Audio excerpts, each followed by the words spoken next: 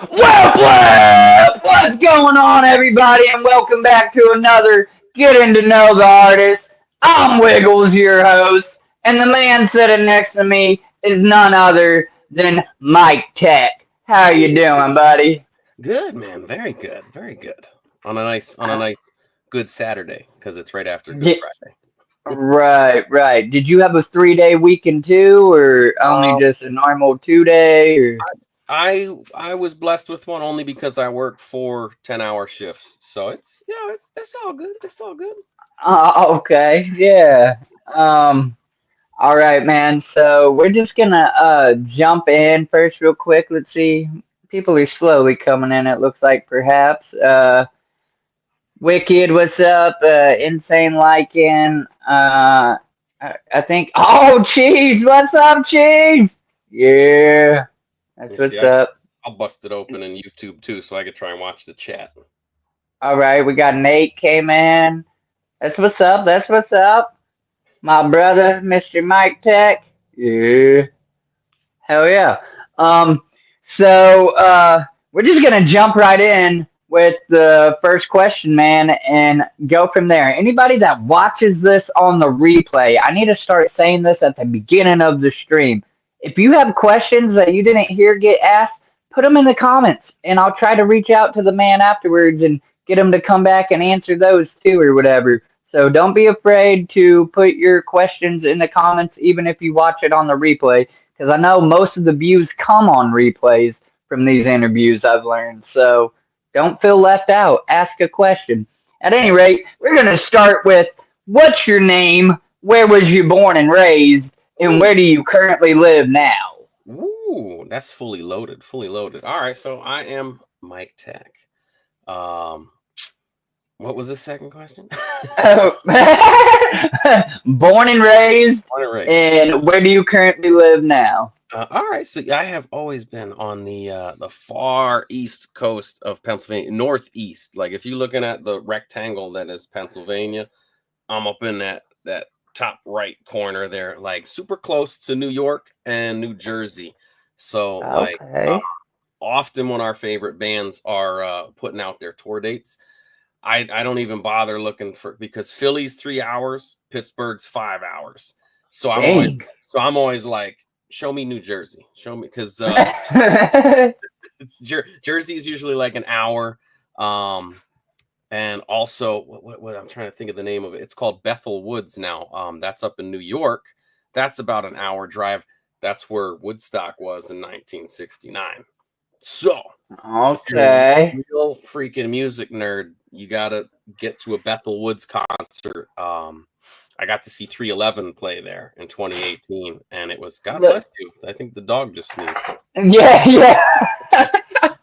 But to see 311 play at Bethel Woods was that was magical. That was freaking magical. I could imagine, man. I've watched, I feel like I can safely say I've watched every or almost every documentary on Woodstock, on all dude, of them, dude, because it's crazy. And that's where our gathering was started from. So it's almost like homage it's a very to, the same kind of DNA, and right.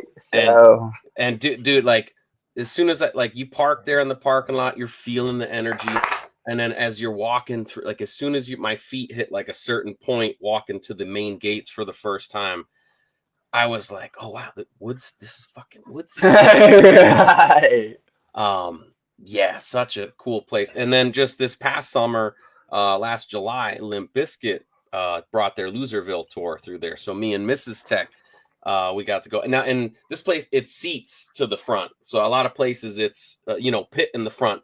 These guys, Bethel does seats all the way to the front. So I splurged, grabbed that front row. We were up front. Uh, No way. Biscuit front row, and with that Woodstock fucking in the air. That was Oh, probably one of the coolest things in the world. I couldn't even imagine. I mean, I could. I would have to compare it to the Gathering, I guess, because that's my top Definitely, hurrah totally experience. on par. Totally on par. But yeah, so that's Hell, the Northeast Pennsylvania that I'm in.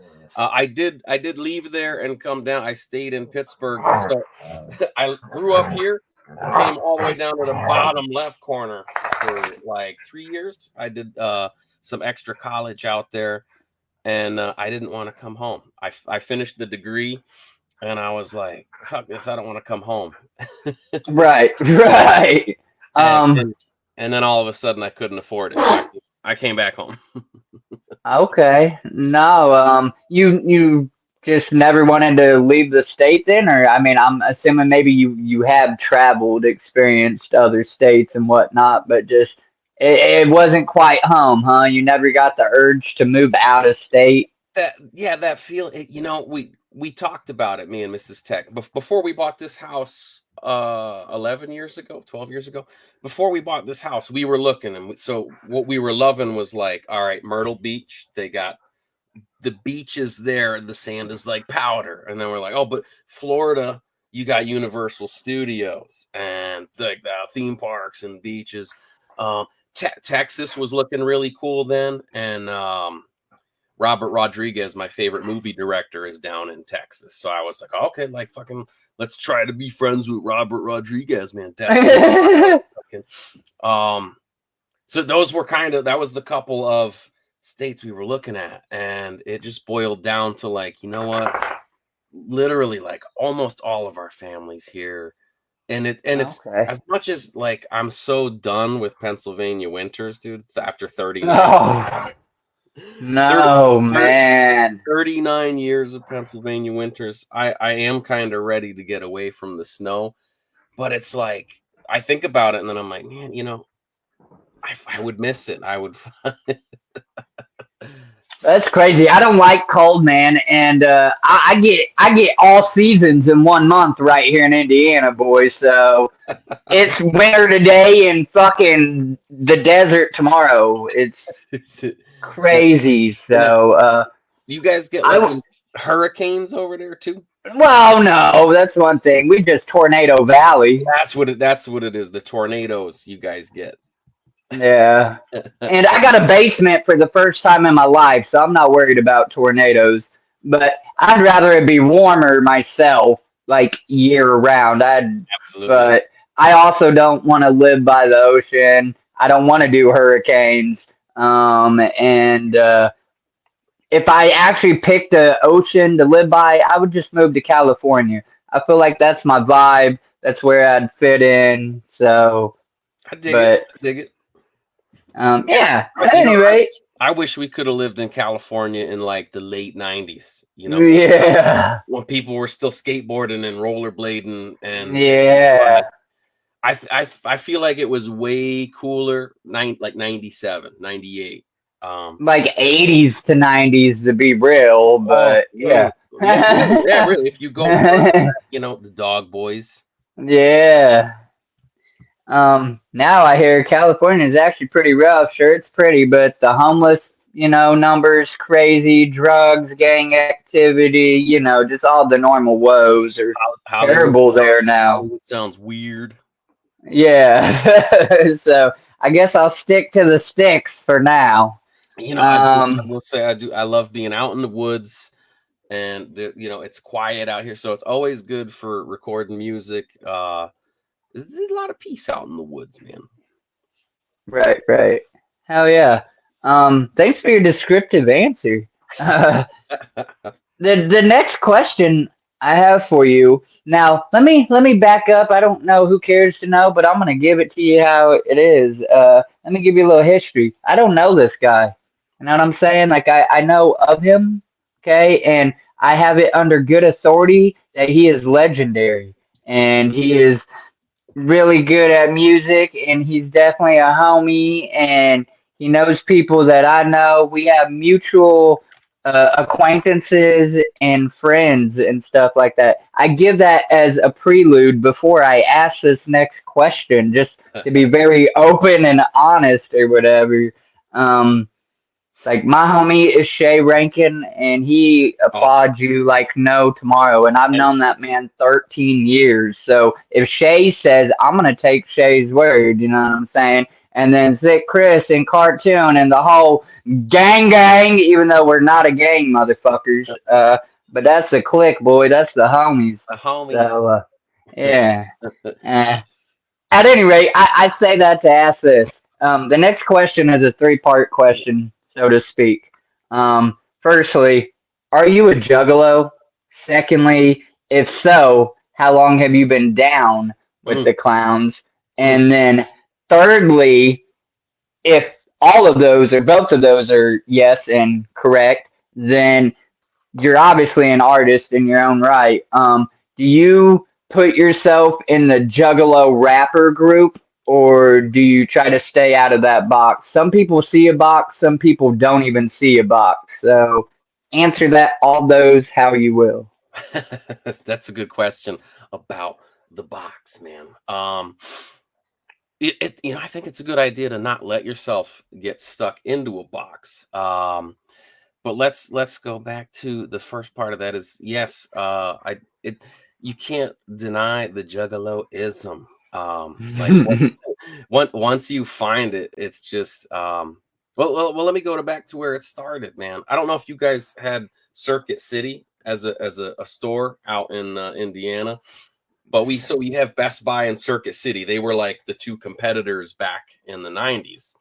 And Right, at the time, Circuit City actually had the better CD selection because they would get the rare import versions. So like Korn's Follow the Leader, I got the Australian import version. It's got a bonus disc and it had remixes of All in the Family and the song with Ice Cube, Children of the Corn.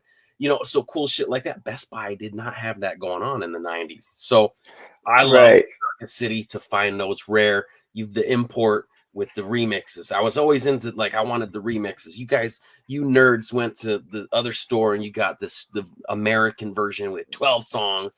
right. So that's part of the thing here. Now, in that late 90s, we get to this point where a lot of record stores were like, oh, we're not going to do cassettes anymore. So like Best Buy, cassettes were gone. Circuit City, all right, we're getting rid of the cassettes. So Circuit City put all the cassettes in a bin. And at the time, I stayed on the cassettes. And while all my friends were like jumping on CDs, like this is the new thing. Cassettes are for like dinosaurs. But Right. I'm like, dude, like I can get 2 cassettes to your 1 CD. So I'm getting more. Sure, I can't hit that skip button, but Right. now like I think I have a better appreciation for the album because of listening to tapes straight through, not skipping anything. So Right. now it's Circuit City. They're getting rid of cassettes. They're all in a bin with a sign on it. I think they were like $5 each. So I'm like, yo, I am gonna find some gold in here, and I'm digging. The reflective foil, great Malenko cassette, all of a sudden bubbles up. All right, so I know a lot of people are like, oh, if Malenko's the first one you heard, you're not a real juggalo. Well, get the fuck out of here, bruh. I've heard a lot of that, like, oh, dude. So whatever. Malenko, Malenko's where I started. So what was that? 97, 98. So I started on Malenko too. It was like 2000. Okay, all right. So you found it a little bit later, and Yeah, I was delayed. It came out like 98 or whatever. that fucking album is still finding juggalos. Like there's people that haven't heard anything juggalo, and then somehow they hear a piece of Malenko, and it hits the heart. Listen, you're one of these edgy Sigma kids or whatever the fuck they call it, but they hear Netting Game or Boogie Woogie Woo and they're woo! Even even Yeah. just, even just like Mikey Clark's production on that was that such a Yeah. perfect, like, because right after that, when they did Jekyll Brothers, yeah, Jekyll Brothers was dope, but Malenko was so perfect. Every single organ sound, every stab, the drums. So so this cassette bubbles up in the bin, and you see the reflective foil, it's like, wow, this looks like a Joker's card or something. So then you look at the spine and I'm like, Insane Clown Posse. Well, that's kind of cool. And then you look to the back. So the J card on that cassette wrapped around the whole cassette. So you couldn't look at the tape. But if you turned it sideways to look at the other side, you can see like, oh, wait a minute. The actual fucking tape is purple. It's a purple tape. Right. There was no way that was going back in the bin. I scored that. Even if you didn't like the songs, man, you're like, purple tape. What? Like all this smart choices, really catchy things. Just you caught my eye. And then like it just started speaking to me of like, because before that I had Beastie Boys did a green tape. When the Beastie Boys did Ill Communications, that tape was a bright green, like the Malenko Kelly green t-shirt. It was that color green. So yeah, I seen that with the Beastie Boys, like 5 years prior. And so I was always like, show me more bands that have the balls to like, let's do a weird color of our tape. Let's do something different. Because every other tape was just clear with the print on it. So anytime I found a tape that was like a different color, I'm like, let me see it. And so there's that purple tape. And like the first time hearing that album, like the intro, the whole intro, and you're listening and you're like, man, that voice sounds familiar. So I was always one of those nerds. See the dog. I open up the booklet. I want to read the liner notes because again, that voice is from it. So you're reading the liner notes and you're like, oh my god, they got Alice Cooper to do the fucking intro. He's the intro. And then now I'm like, so now I'm on the intro. That's playing. I'm reading the booklet. Now I'm reading more, and I'm like, wait, they got Slash from Guns N' Roses playing guitar on this thing, and like all these things. And then you start hearing the music, and what a vibe! And it was just nothing else that I had heard in the middle of the woods in Pennsylvania was doing what those guys were doing when they did Malenko. So and it just once you're there, man. There's no you might leave the carnival for a little bit to go home and wash your butt. Eventually you come back. Now, so I will admit, I want to say it was like 2005-ish. I did kind of sort of take a little break. Twisted had just done Mutant and Man's Myth.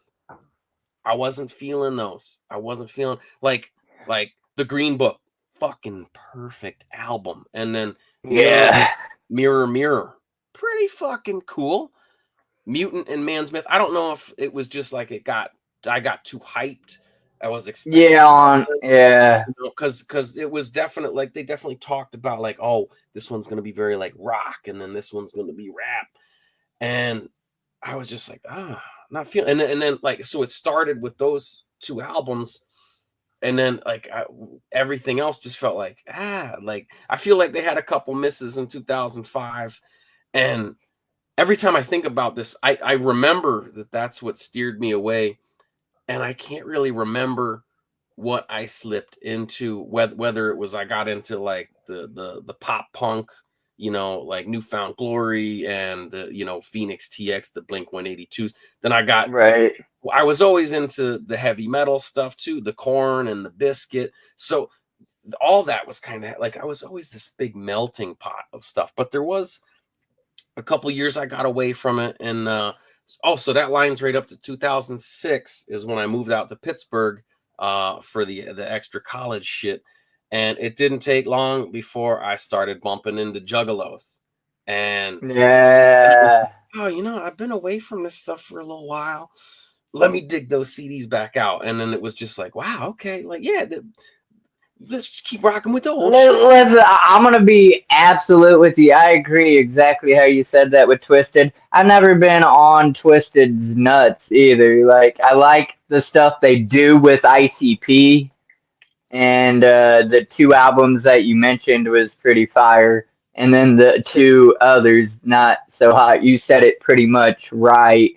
At that point, Boondocks was more appealing to me, or ABK even, or Oh, something yeah. like that. But mainly, I was really just like the clowns for a long portion of my juggalodium or whatever. And I feel the falling out, but that was for me. It was because of life, you know. At 16, my mom decided to dip, and I had to live, you know. So that's where my little hiatus went for quite a chunk. And but the music and the lifestyle always helped to keep my mind straight. Like Absolutely. I hate to admit it, but you know, I tried to take my own life or contemplated it, but like I literally was like, you can't. You're a juggalo. We don't believe in that. And I use that as like a mental mantra. Like we don't believe in suicide or self ending, so I can't do that. Well, I'd be a, you know, a coward or whatever, you know. And however you want to look at it, like I really give ICP the credit for my life quite a few Oh, times. So.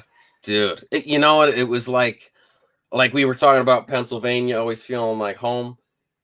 The Juggalo world was kind of like that too. It was always sort of felt like there was a home, and that's sort of what was like that Malenko album was for me. Is like when it felt like there was nothing else for you, you could put the headphones on and put that album on, and this was almost like a home or Your escape, or I yeah, but don't know. Yeah. where you fit in, you know, like because I was always sort of a weirdo, and there was like, you know, I like the jokes that were a little bit more messed up. I liked the horror movies that nobody'd heard of, you know. I lived next to a video store growing up. I had the mom and pop video store, like it wasn't even a block away. It was like at the end of my driveway. Yeah. Like the all the stuff in the old room was $1 per rental. So like, dude, all I had to do was scrounge up $1, and it was like, okay, let's pick one of the weird old ones we haven't seen yet. Yeah. Yeah. And it's just weird how like all that stuff just fit and gave a home. I'm gonna try to turn my camera sideways here. Bear with me, so I'm on the same level as you, but it might mess stuff up too. It's looking good over here. All right, and my light went off. There we go. Yeah. Okay. Sorry, I continue. I just seen it look kind of odd, and this is a bigger screen. So I definitely hit the first part of the question. The second part, what was the third? Yeah. I don't know if I might have actually. Juggalo rapper. The Juggalo rapper Box. in the box. You know, I've seen a lot of people say that I'm a juggalo and I'm a rapper. I'm not a juggalo rapper. You know, it's such a weird, like, I don't know. I feel like the whole world wants to label shit like, oh, what kind of hat is that? Is that a all right, yes. Right. This is the grade A bootleg, baby. Wiggles. No. Yeah. No. You're right. Continue though. So I definitely think I say a lot of shit that appeals to juggalos, but I also try to appeal to everybody too. And you know, at the same time, I've definitely heard people say like, "Oh no, you got to focus and niche down." I don't know. So I don't know what I'm doing. I try to just follow this thing right here, and I'm pretty sure. I hope that's the heart. Yeah, right. Aren't we as a whole, as a community, pretty much just consumers of all music? I don't know one juggalo that only listens to horrorcore music. Right. No, you're listening to rock and metal and fucking country, God forbid. You know, like there's so like our culture is about consuming all types of music. Now, I guess I asked the question here on my interview, but that's because it is a topic.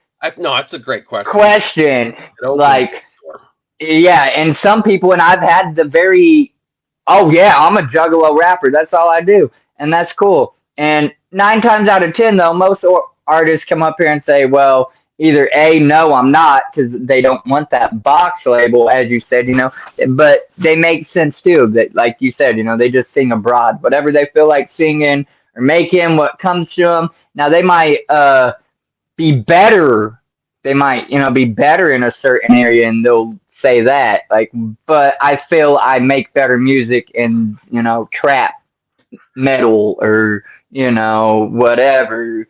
And then that might make sense. However, I reckon there are some artists that I would like, strictly classify almost as not even juggalo rappers. I guess that's the term that's messed up. Horrorcore rappers Yeah. or horrorcore artists, maybe not even rapper, because there's like crazy metal music that's like I'm gonna slit your fucking throat, like shit, and it's not. They're not juggalos at all. They're just screamo bands, Yo, So. there's screamo Christian, Yeah, right. So, but mike-tek does not consider himself, anywhom, a juggalo rapper. Then, correct? You're just an artist. Yeah, 'Cause don't you also? I don't even know that I had this in the questions, but I like to bring it up because again, I don't necessarily know you. I'm really getting to know you too. Don't you also like do your own mixing and mastering, or do you outsource for that? I do it all. I do it all. Yeah, I actually before I went to Pittsburgh, I went to college out here at home for a music recording degree because I always I felt like the more you could do, the better. And yeah, like well, and when you outsource it, then it's like, all right, so now you got to come up with extra money. Now you're waiting on them, you're counting on their time, and I don't know. I've always I've like this. Like I'm stubborn, so there's this stubborn thing of like I don't want to owe anybody favors. I have no problem doing favors, but I hate fucking like people are. I always have people offering me shit, and I'm like, yeah, I don't want it. My own parents. I try not to take money. I was hanging out with my dad today, and he was like, "Oh, you helped me do this. Take some." And I'm like, "No, I'm good." And so that sort of influenced it too, is just this natural being stubborn and like I need to be able to. I want to be self-sufficient. I don't want to have to depend on anybody. So yeah, I do all my mixing and mastering, and I can play 3 chords on a guitar. Yeah, I can't do that. I wish. But even that, like it's been more than a few months since I picked it up. So I picked it up the other day and I was like, where the fuck? I know it's Boom, boom. C Oh. and E, and I'm like, I can't find them. Fuck it. I can't find the G. I'm good. So that's Yeah. something that's on my agenda of like, what? I never took the guitar serious to the point of like they talk about 10,000 hours to master something. So I was like, yo, I said to Mrs. Tech, I'm like, you know what, babe? I think I want to. Is that really 10,000 hours? Is the quote? It's one of those things that's just thrown around. I don't think it's no. like, yeah. No. Which Sounds... it just hit me now that I'm like, yo, is that why Tool made an album called 10,000 Hours? Man, it could make sense. But yeah, so like, and that was sort of like just a thing to motivate people to try to do an hour a day, and so like I'm telling my wife, I'm like, I want to go nuts, and I want to do an hour on guitar. I want to do an hour on the bass. I want to do an hour on the fucking piano right here. I want to do. Oh shit! So I was adding it up, and I'm like, man, that's a lot of hours every day. How am I gonna do this? Listen, I when you say it like that, I compare it to the hours I need to become monetized. You know what I'm saying? On YouTube, you have to have 3,000 watch hours, and to some people, they're like, "Oh, that's nothing." It's taken. I'm not there yet, and I've been at it for 7 months. You know what I'm saying? So, but I don't. It depends on what your ability is, and I can't live on here the whole time. I got to work a 9 to 5 because I'm not super famous and cool like some of these artists and whatnot. So, I'm right there with you, man. Right there with you.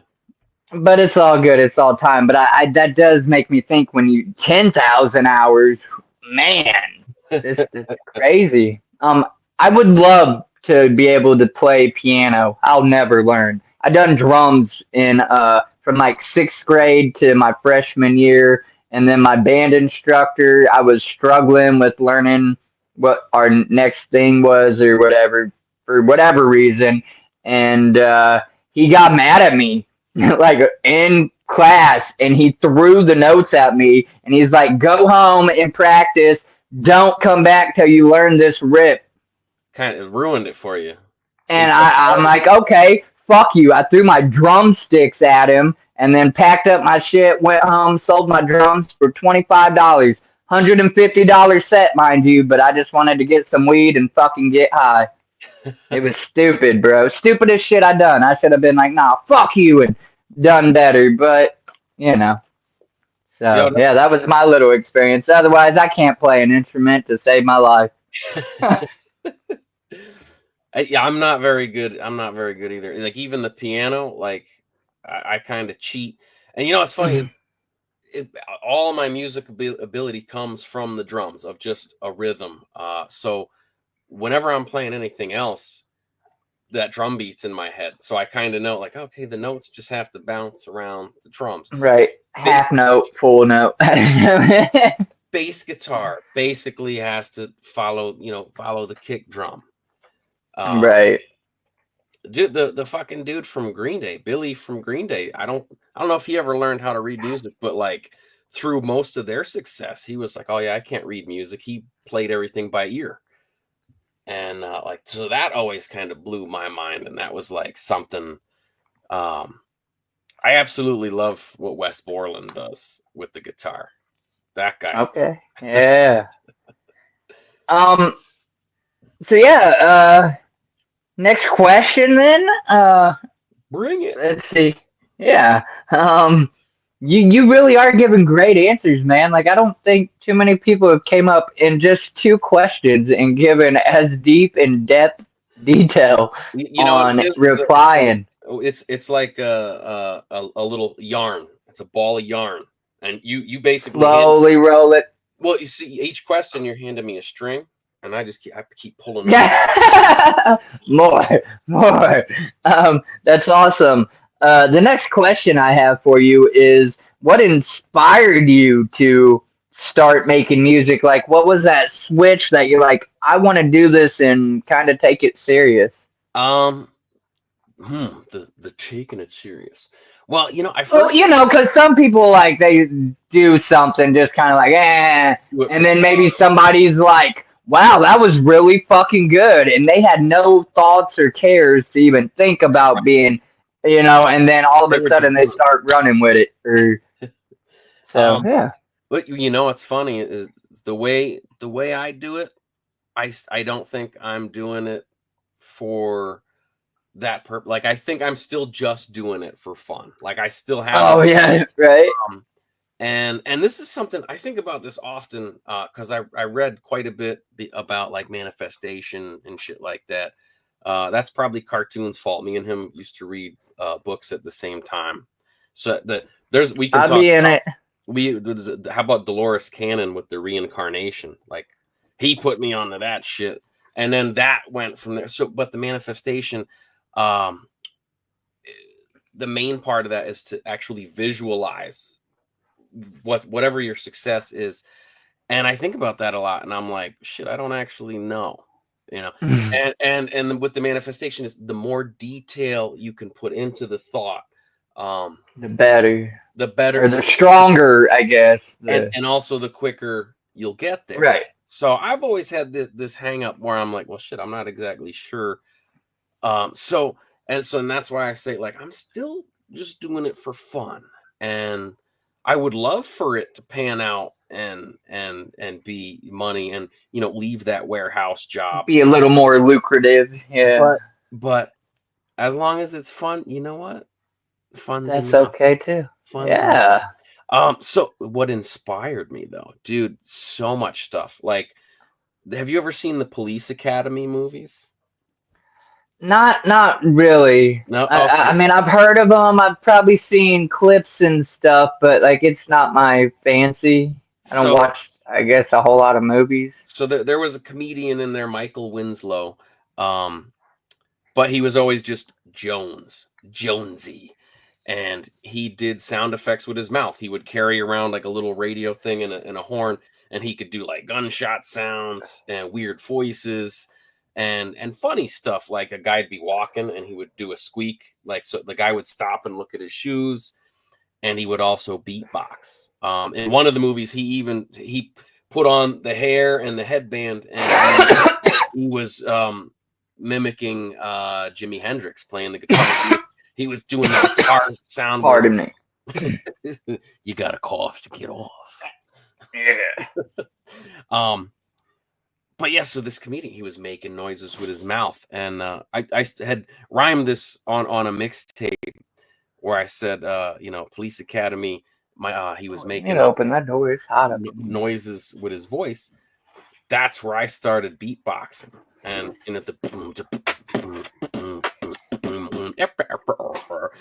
and so that led into a love of hip hop, and it was always all music for me. I think the first cassette tape I really owned was the Ghostbusters 2 soundtrack. And that was like Run DMC did the theme song on there. Dougie Fresh and the Get Fresh crew had Stu on there.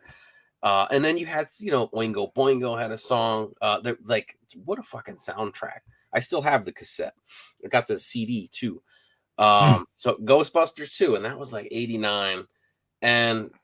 But so like I hadn't really gotten like latched onto any artists yet. That was just like, oh, there's this collection of songs and the Ghostbuster logo's on it. I fucking love it. I was a Ghostbusters fan.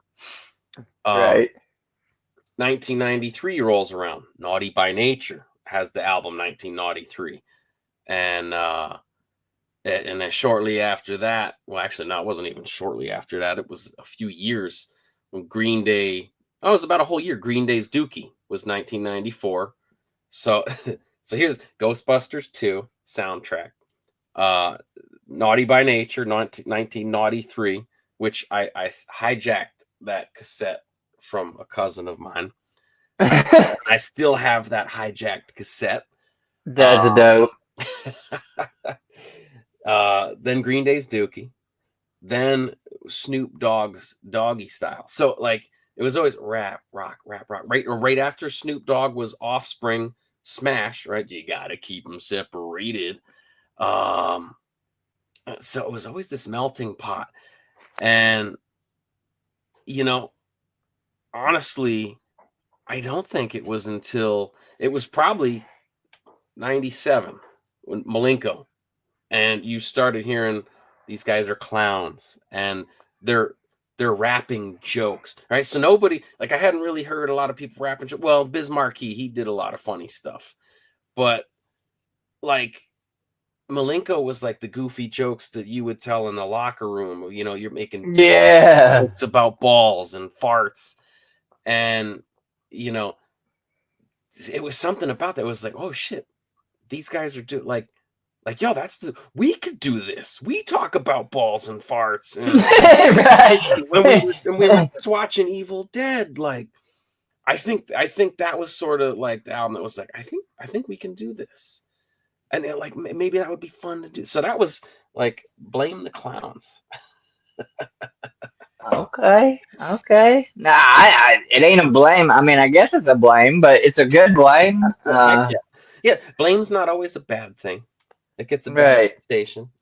Blame is just creditation or credit or whatever to the source. Now, if the source is bad, then well,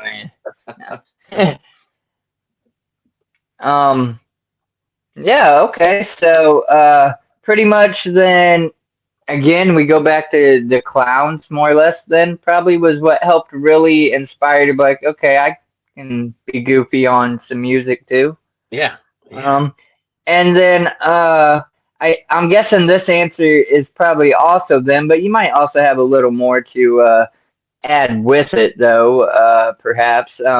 Who do you look up to in the music industry then when you go to create your own music or even just listen to music? I mean, give me somebody underground, give me somebody mainstream that you kind of rock with. Dude, so there's this dude Apathy.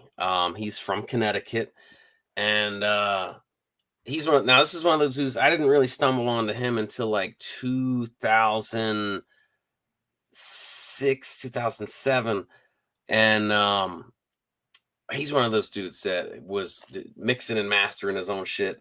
He didn't really.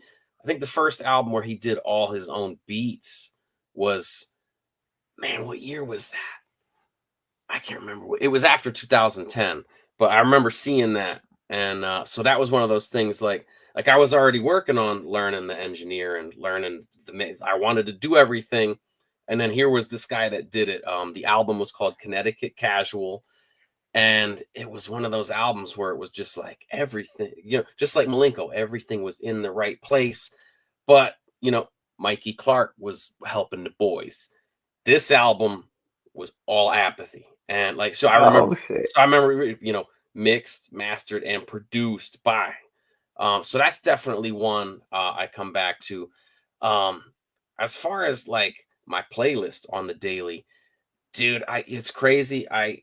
Not to be like the old dinosaur that just goes back and only listens to the shit we grew up on.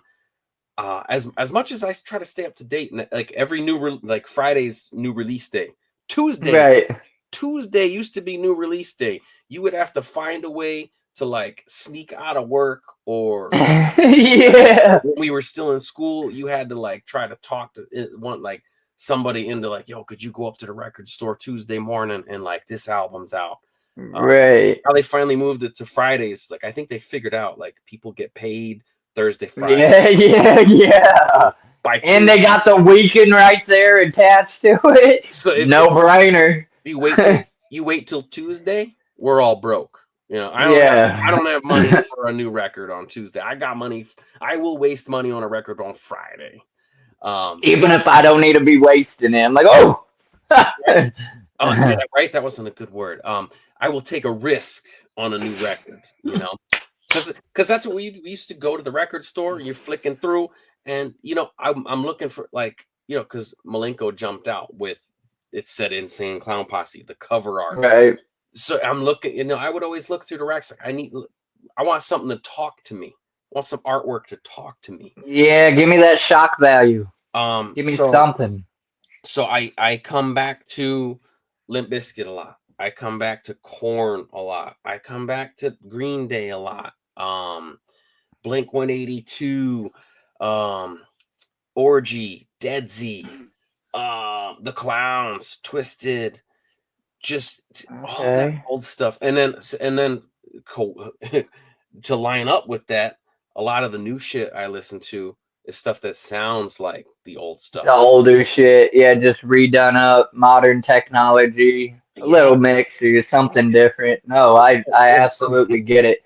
However, I don't know. I consume everything, man. I really do. Like I give people shit about some country, but I even listen to a little country. Everybody does, whether they want to admit it or not. It grows on you. It grows on you. Yeah, I really don't be listening to gospel or opera, but there are Christian alternative singers that I will even admit have like a crazy voice, a cadence, a sound that's like almost untouched. So I've listened to, plus my mom is a Christian, Bible thumping, like my whole life type stuff.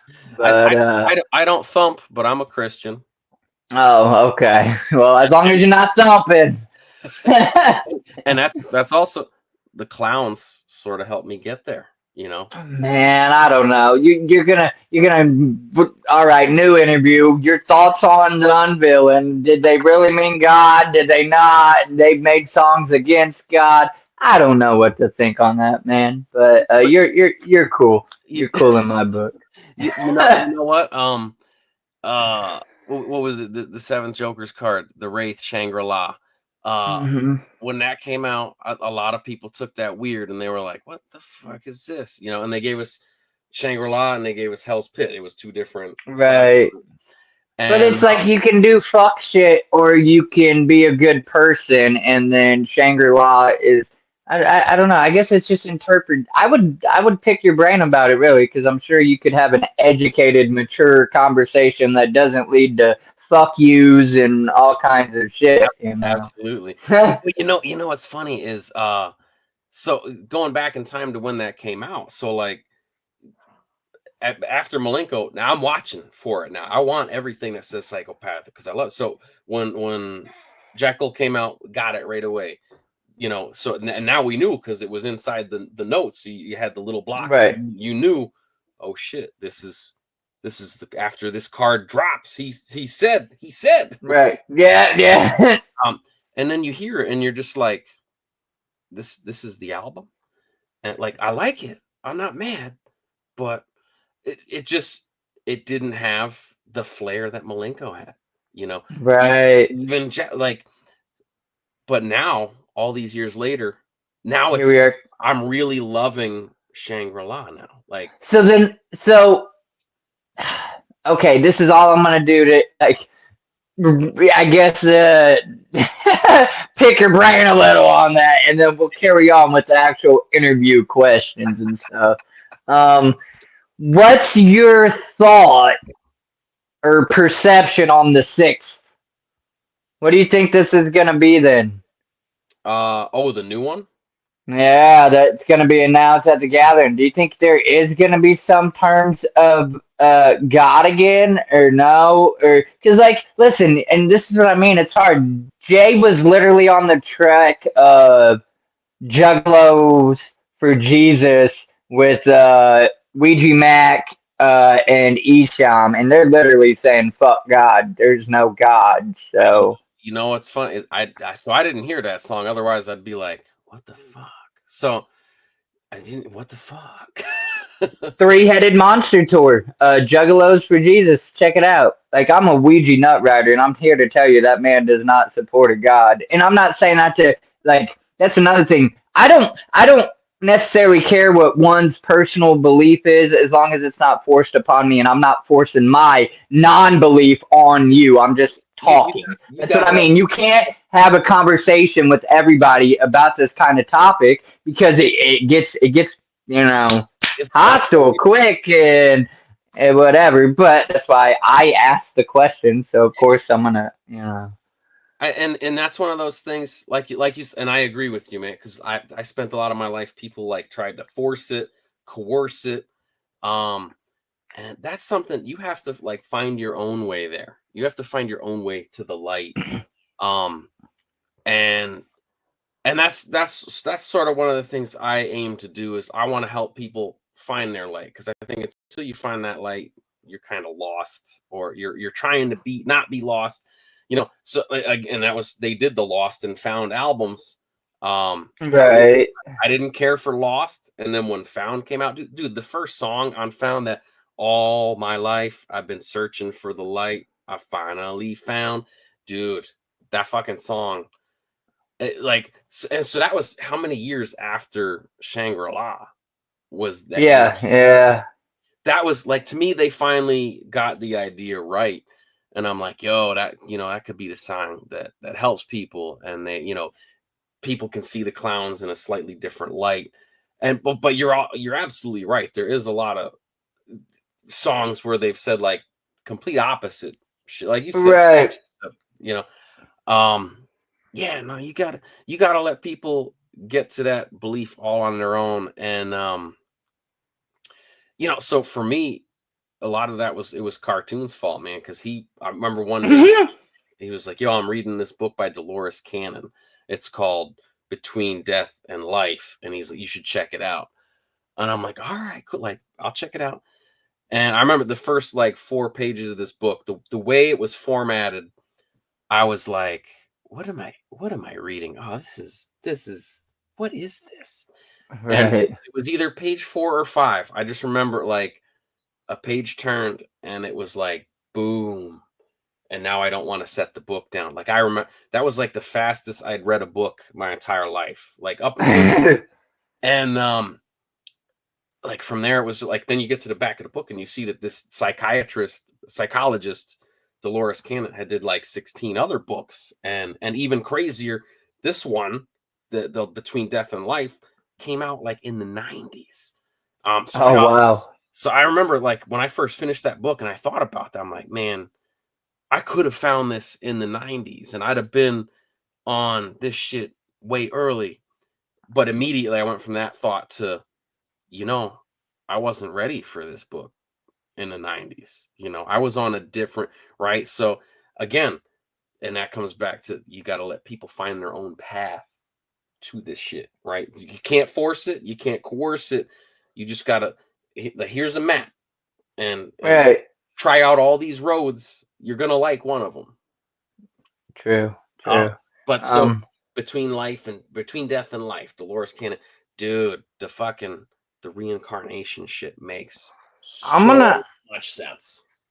I'm gonna write that down and maybe look into it myself, just out of pure curiosity. I suppose And here. she spells Dolores funny. It's DOLO. All right, so it's DOLORES.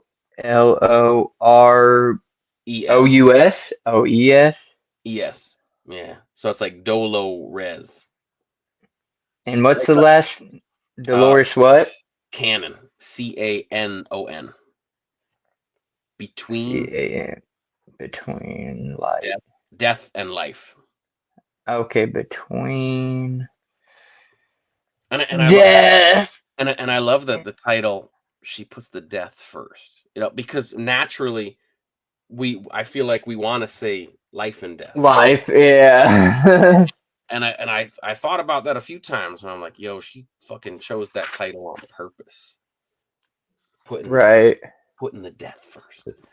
But yeah, like the way she talks about reincarnation in that, and like it's like our soul lives 100 different lives. We're working on balance and karma. And so I went from that to like that sort of led me closer to like it wasn't long after that I started actually going to church on Sundays. So it was like Juggalo world all my life, and then a few years ago meeting Cartoon, we're both living sober, and that's why Brandon Swanger was the motherfucker that connected us, because he was the one that seen mike-tek. Swanger's a good dude. Love that dude. So he's seen, I'm talking about sober stuff. He's seen Cartoon sober stuff. And he's like, yo, you need to meet up. You need to meet this guy Cartoon. You guys are both talking about being sober. And, at the time he was like, I don't understand the sober shit, but you guys, He said, here, come and get together. Yeah. And, even that, like, if he had never put that into my head, I would have never been scrolling on TikTok and landed on one of Cartoon's open verses for the song "Fucking Intro." Because I remember, that was my first time seeing it, and I'm looking at it and I'm like, why is this on my feed? I'm not friends with this dude. I don't see. So I'm looking at it and I'm like, man, this guy looks like a weirdo. And then it hit me. I'm like, I think this is the dude. I think this is the sober dude. But what I really loved was that fucking beat for Fucking Intro. It was very boom bap. It was dusty. It was crunchy. It was my wheelhouse. And I'm like, all right, I think this is dude Swanger was like, fucking check this out. I ripped it up, tore it up, and the ball kind of started there. The next open verse from him was the Glocks in the couch one. Bro, I wanna ask you a million questions, and after this interview, I feel like I will have definitely known you better, and I'm probably just gonna message you a million questions. I'm always so that I can pick your brain on thoughts. I'm not saying it will change my perspective at all, because I don't know how the lifestyle we live, how we accept. Like, I'll never hate somebody for being gay. I'll never. Right. And God says that's not right. I'm still trying to figure that part. It's in Leviticus. I don't like Leviticus. I'm gonna say that right now, but I read this shit and I'm like, fuck Leviticus. So, at any rate, I'm just saying. So it ain't that I'm just being, a hater on it. I've done my own religion. Like I used to be Southern Baptist and apostolic and man's search for faith and that whole shit. Or it just, my life's been a little dark. So. At any rate, I don't want to take away. What I'm saying is, you have, I bet, some great answers, and I feel like I could have this conversation with you and we could chop it up, and it would be straight the whole time. I do want this to be more about you and the artist, though. You're the first person that I've allowed even get me talking, because usually there's no politics and no religion in my streams.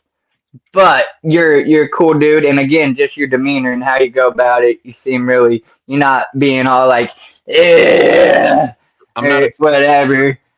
Yeah. So let's also, I want to keep the people that are in here, 7, 8 people. Somebody asked you what's your favorite childhood cartoon was growing up. So dude. oh Okay. shit. What'd you do? Where'd you go? Somebody turned Hold his up, don't yeah. God damn it. Did Oh, and you then I go saying the word you probably hate. My fault. dude, Here, hey man, I'm trying. it happened. I'm used to hearing it, Ah. you know. I Well, still say it. that was blunt, like rude. It's just habit though. That wasn't even like me trying. That's I, I don't I don't know, take it personal. I common don't take it. vocabulary. It's the devil. Like, oh, you're hearing too much. He's coming out of me. At any rate, damn it. So yeah, your favorite childhood cartoon growing up was Oh, dude. When you say childhood, like, what do you mean, like super, like single digit, Ninja 5 years Ninja with old? a pencil. If you're still in here and you got an answer for that on a certain age range, put it in the chat. I'm just, some people in the chat actually asked some questions while we were just talking, and so there's that one favorite childhood cartoon growing up, and then So, my old lady, I think, asked one. He's a weirdo. Yeah, you're a weirdo, Swill. Man, there's some people chatting it up that I just was not seeing. Prince, what's up? Chat, what's up? There was another question in here for you, and now I'm not even seeing it. I think it'll it was come from to me. my right here. You see that at the bottom of the screen, right? Oh, Or if right here. you could be an animal, what would you be? Oh, even fictional, you could be a dragon or like a duck. If I could be an animal, if I So could, my old lady, go ahead. I was just gonna say that's her, and she does digital art. And when she gets done with commissions, she'll ooh, take some of my artists if she has free time, and she'll actually analyze this question and try to draw you out as something. She drew Ouija as a chibi. She just got done doing a Clockwork E penis dragon. Um, yeah, they asked for it though. Type like pissing, barfing out poop, that's and it that's spells out Clockwork E. that fits So my personality. yeah. So Um, she asks this question periodically. I would probably, because I love my dogs. I got 2 pit bulls, so I would probably say I would love to, if I could be a dog for a little bit, All right. And especially. Ninja with a pencil, are you in here, bro? Did you answer a time frame? You know what? Even without the time frame, so childhood. I'm thinking back to my childhood. The first cartoon, man. I know I loved Ninja Turtles. I loved Ghostbusters. Those were like the first two, Ninja Turtles and Ghostbusters. See, Ghostbusters. I still like. I never grew up, dude. I stayed a nerd. I got the Ghostbusters poster up. Ninja Turtles, Ghostbusters, Transformers, the Transformers, dude. Um, Especially Hot Rod. I thought I had my car up here. Where did I put my car? Like, so that was the car, like Hot Rod, dude. The 1984 Ghost Transformers movie. Judd Nelson did Hot Rod's voice, dude, and so like you go from seeing Judd, hearing that voice, and then Judd Nelson's the cool, awesome guy, and well, I don't know if you call him the awesome guy, but he was like the outcast weirdo in the Breakfast Club, and Right. what a fucking cool 80s movie there. But Judd fucking Nelson. So yeah, dude. And I feel like that was like the three majors of the 80s was Turtles, Ghostbusters, and Transformers. You also had G.I. Joe, but Yeah. I didn't I didn't hate G.I. Joe, but I didn't love G.I. Joe either. So I'm a '90s baby, and my cartoons, I instantly go to Nickelodeon or Right. Cartoon Network. I was gonna say We're talking, Ren and Stimpy. yeah. Hey Hey, Arnold, Pinky Arnold. and the Brain. You know, Our real monsters. yeah, boy. You know, shit like that. And then of course, even more so, like Scooby Doo, Rugrats. I don't know, Jackie Chan Adventures, Pokemon, that type of beat. Heck yeah, dude. Oh, we had some really good cartoons, dude. And you know it's crazy. So for us, because even you've been in the '90s, Saturday mornings, right? Like you Yeah. didn't sleep in because all the good cartoons were on Saturday morning. So you get the big bowl of cereal, or Yup. one of your Got parents, your blanket on. if one of your parents, Facing the TV. maybe you got like French toast or pancakes and bacon if parents were home. But like even if parents weren't home though, you could have that bowl of cereal and you were watching them Saturday morning cartoons. And this is something like I've talked to like all the homies about it that have kids. Mentioned it to my dad, and I'm like, yo, there's no Saturday morning cartoons anymore. Like even like because my dad still has cable, he's old school, and there's just what happened to the Saturday morning cartoons? Like, yeah, we can go on to any streaming service and pull up whatever we want, but Right. this stuff was just out there like fruit dangling, waiting for us to grab. Yeah. Yeah. Yeah. And it's like You so, just had to be willing and waiting. yeah. Well, and there was a couple different channels, so like maybe this Right. channel had like a shitty show, so you'd flick around, Get back in. Yeah. you know, and I think about that. I'm like, what are the kids doing now? I know a lot of kids are They're on on YouTube. their phones. Just, I don't know. Life I, was different then. one of my nieces goes on YouTube and watch. There's a YouTuber that just opens up blind packs of Squishmallows. I don't know. I remember the name because I'm like I should remember this name because my niece is watching this, Right. and I'm like, but again, I'm thinking like we watched fucking Ren and Stimpy. We had Doug, you know, Doug, yeah. Oh, Patty Mayonnaise ass. Skeeter, the blue dude. Yeah. But here's my niece watching this, and this YouTuber is like a full grown adult, like our age, that's just opening kids' toys, like, oh, look which one I got. And I'm like, dude, like, can't we buy her fucking Blue's Clues and she could watch reruns of Steve? Right. And, What? Crazy. The mind span, and I think that does. And I'm not gonna be a hater and say all technology is bad. You know, to improve and grow and whatever is great, but to what extent? You know, now everybody, it's in the back of their heads, whether they want to admit it or not. The whole AI takeover, and which leads to robots and ultimate warfare, and like, you know, some advancement probably ain't the best or whatever. And like us, we had that perfect balance. If you were born in the 80s or the 90s, you were like the last generation to have like a good balance of separation. So you had being thrown outside to go play as a kid. Don't come back in till the lights went on. You know what I'm saying? If you come inside and run in and out, you're staying inside. But you know what I'm saying? Like, so you had the outside go do stuff. And then you also, it was the introduction of like some good technology. So I had a balance of, I could play video games or I could go fishing, and I'd be content doing both. either or, right? You can't necessarily just go up to a 7-year-old today and say, "Hey, let's go fishing," and watch him get excited like I did.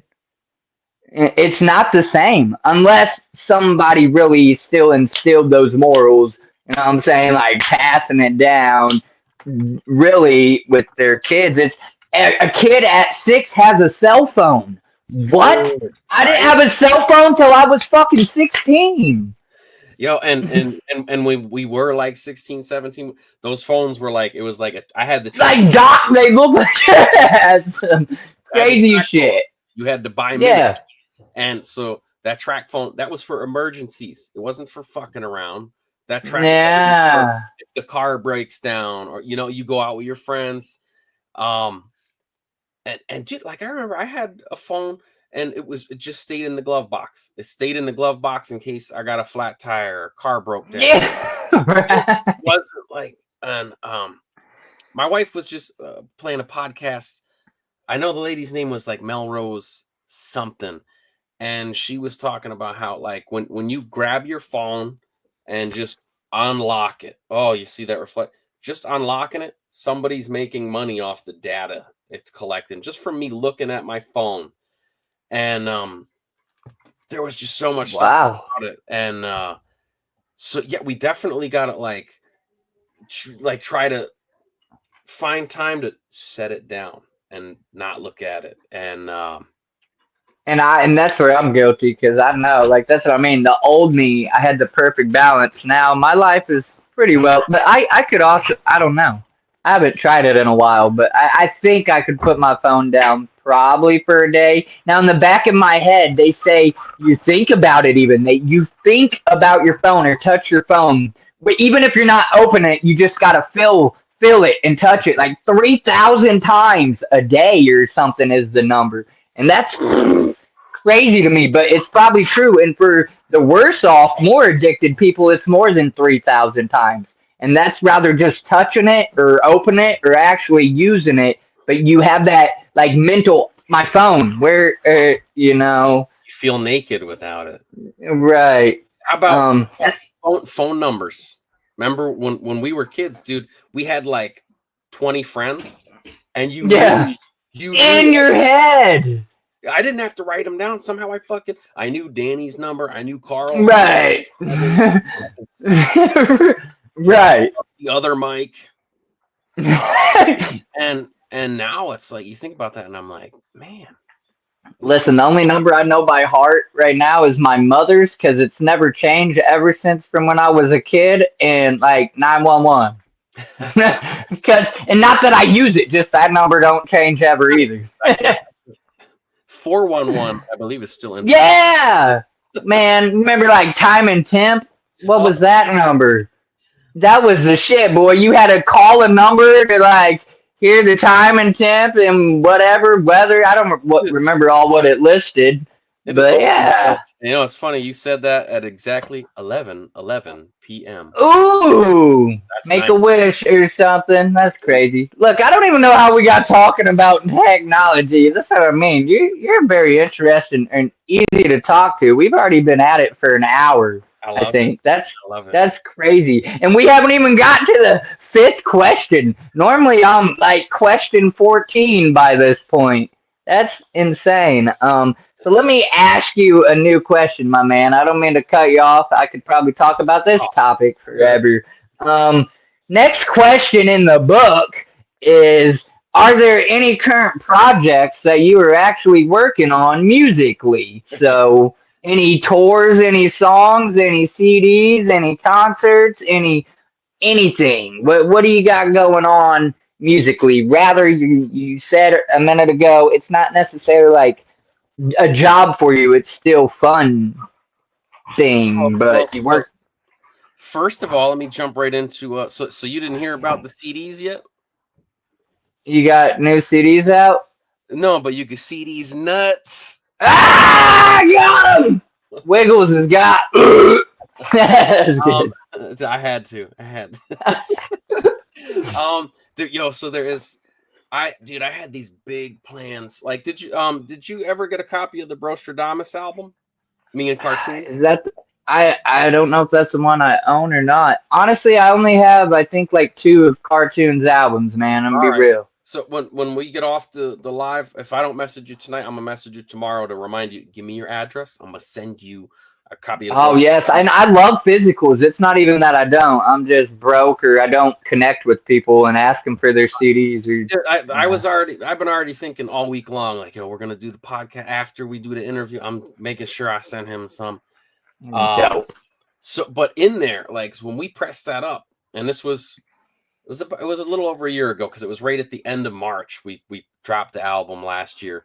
And I had it in, when you lift up the CD, underneath it was like a list of coming soon from us and our homies, because it wasn't just let's talk about what me and him are doing. It was put all the homies in there. So like when I mentioned Swanger on the list, Hearst Boy, but I even plugged myself in there, and I thought I was going to be working like a monster, because I want to do an Archangel Green Ranger album. That's one of my nicknames, the Archangel Green Rangers, like Power Rangers.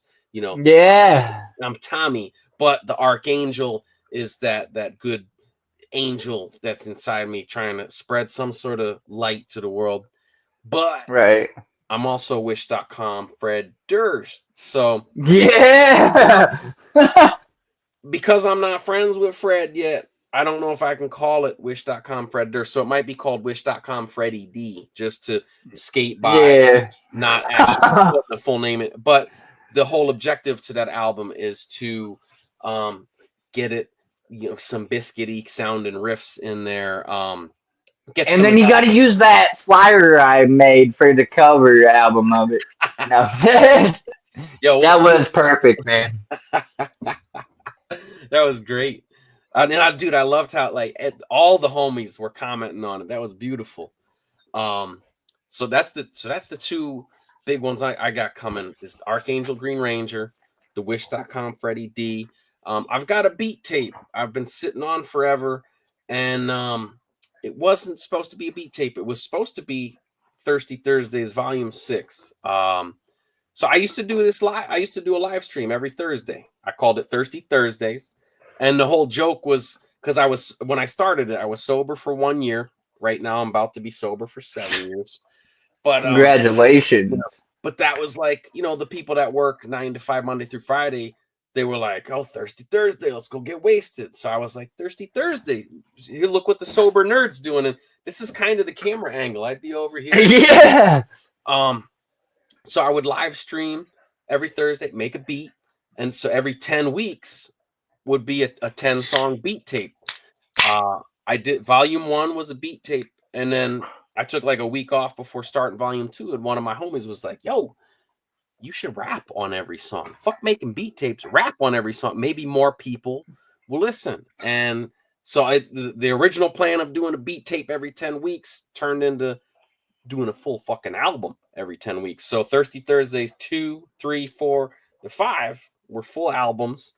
And then after 5, so I did Volume 6. We did all the live streaming, and I had the beats. I had like a hook for every song, and my MacBook said peace. The motherfucker. Oh no. RIP.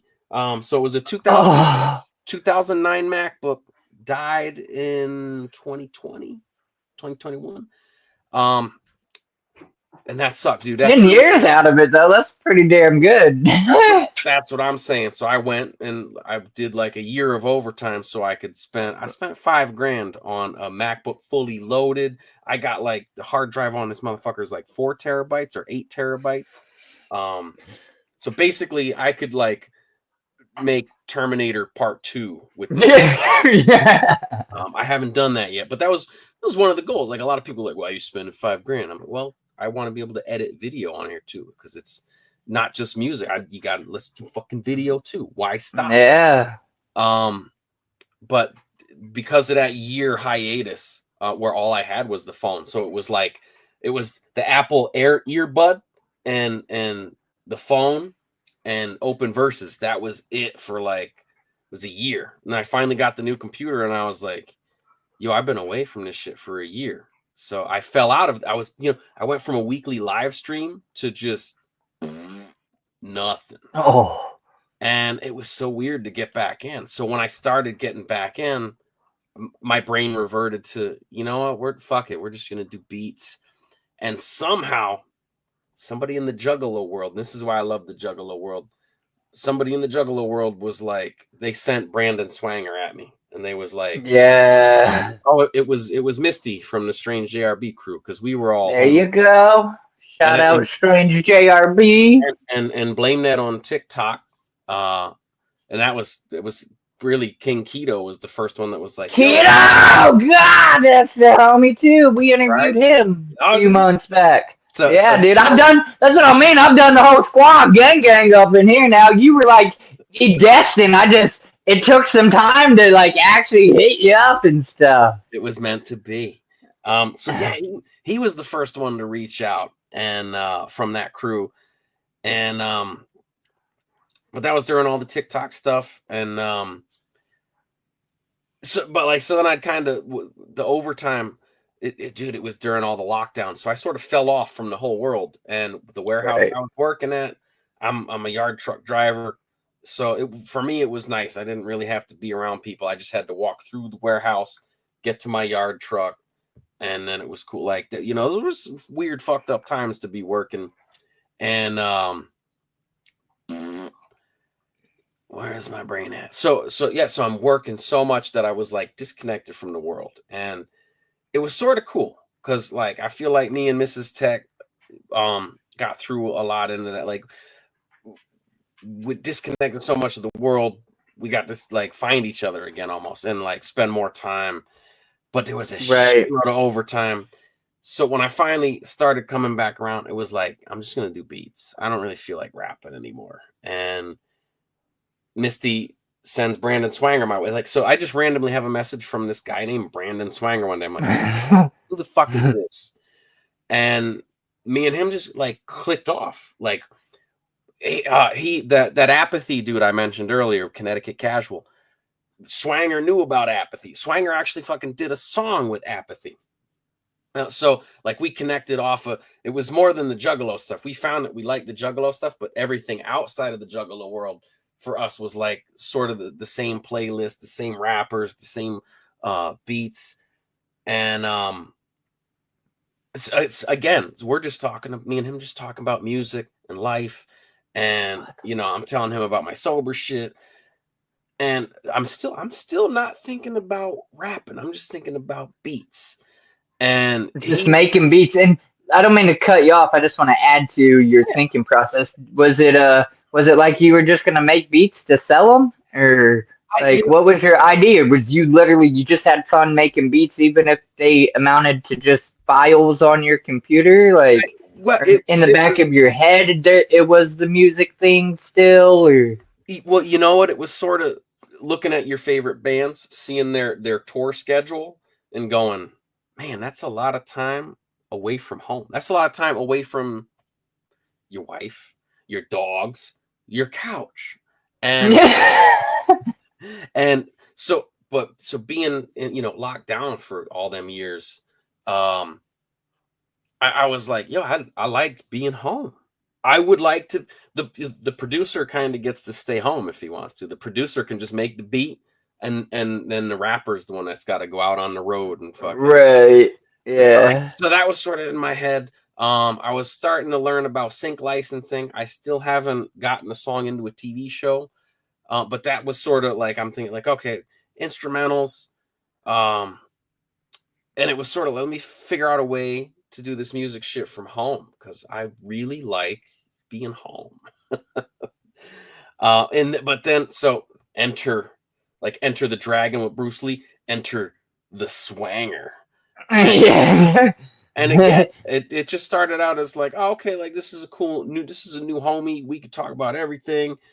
And one day he's like, yo, I got this beat and we should do a song. And I was like, I remember even being like, I ain't really rapped in a minute. Like, I don't, let me hear the beat. And then I heard the beat and I'm like, ooh.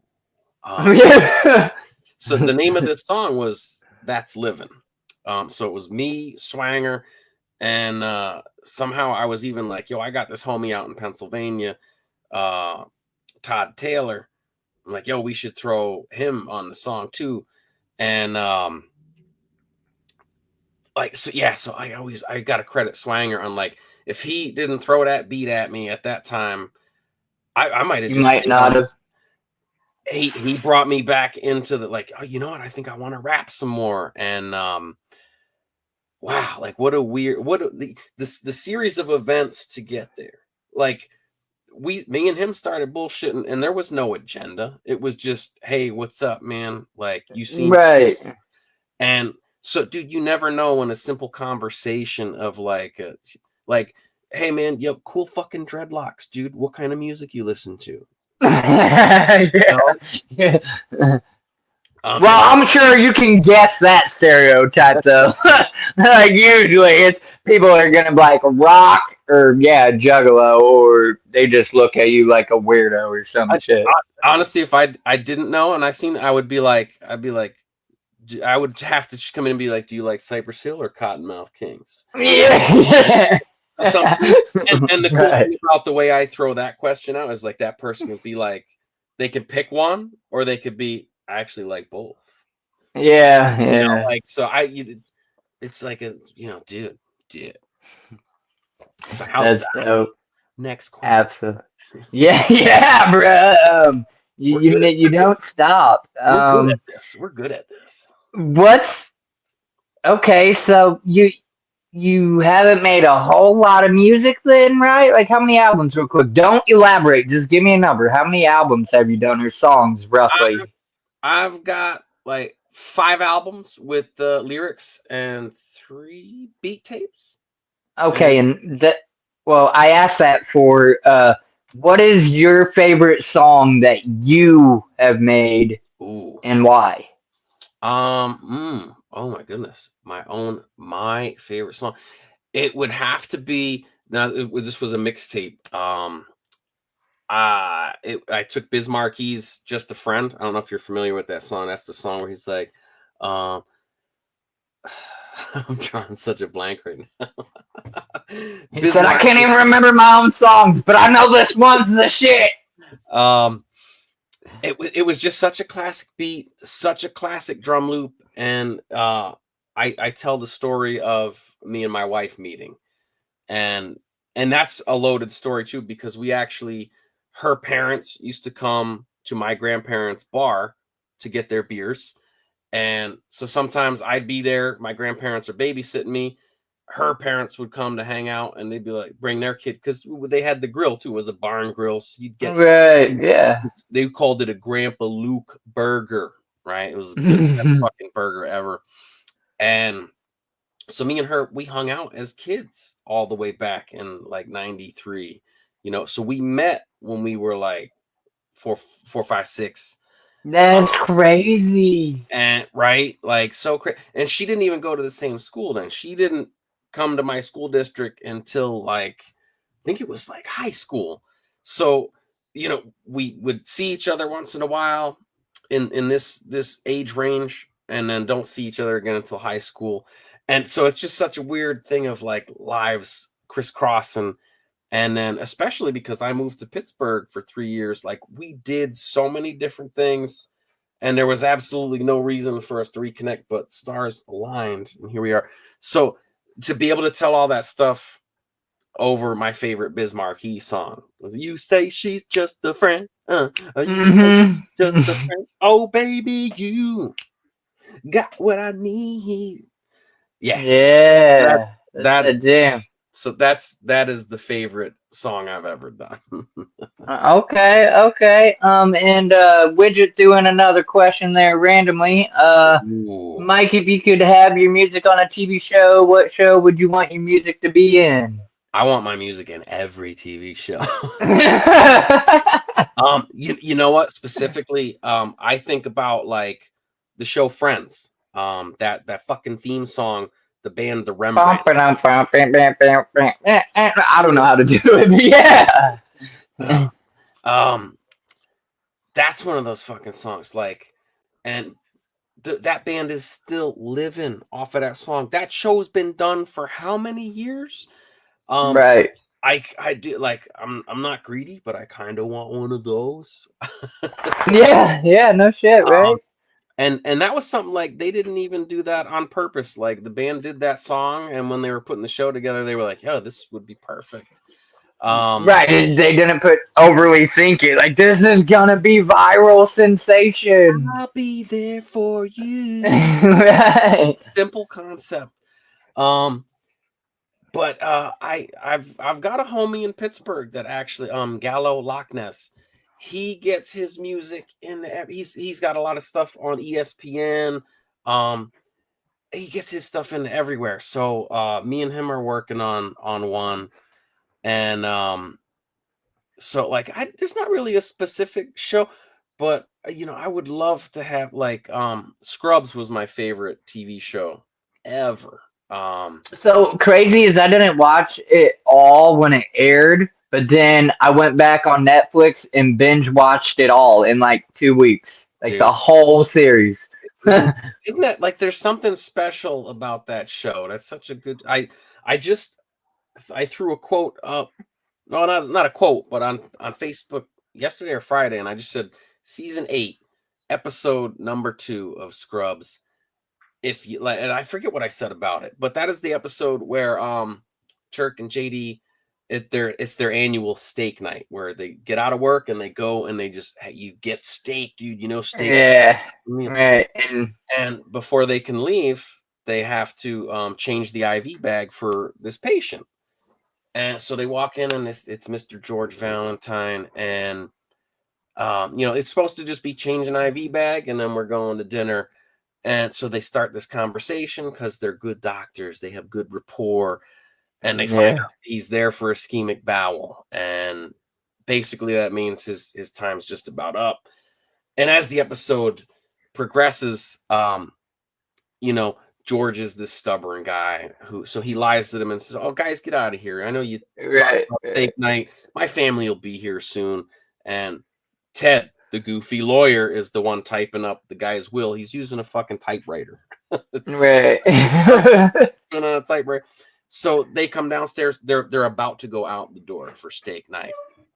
And they see Ted and they're like, "Oh, Ted, you're working on George's will. Make a copy of that because George's family's going to be here soon." And Ted goes, "Oh, George is leaving all his stuff to charity. He's got no family." So they're like, "Oh, he lied to us. Why did he say?" And so they went above and beyond. I don't know how many doctors would actually do that, but it's such a heartwarming notion of like two best friends. They give up their steak night and their time off. They stay at the hospital for the humanity of and man. my hair's standing up thinking about it. But it's like this dude that he's about to die alone, and they decide, no, we're gonna sit here and it's such a beautiful episode, and it ends with him comfortably passing. And I don't want to say too much about it because I would like anybody that's watching this right now is like, yo, as soon as this interview's over, I'm gonna go find that episode. Yeah. It's called My Last Words. And it's one of those, like, I've watched it so many times because that episode was 2009-ish. So think about that, dude. It's been over a decade. Every time I watch it, I get a little choked up, man. I get that little like single tear of like, fucking George, dude, man. Right.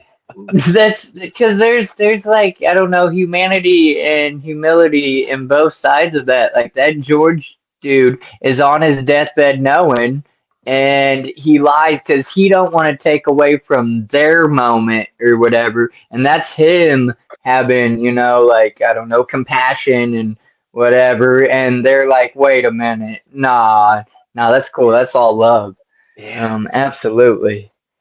Uh, Realistically, Mr. Tech, normally this question, I have like a whole different mindset, but you give me a different mindset, sir. It's That's what I kind am. of just different. And that's not in a bad way. You're in my head a little bit and it's weird.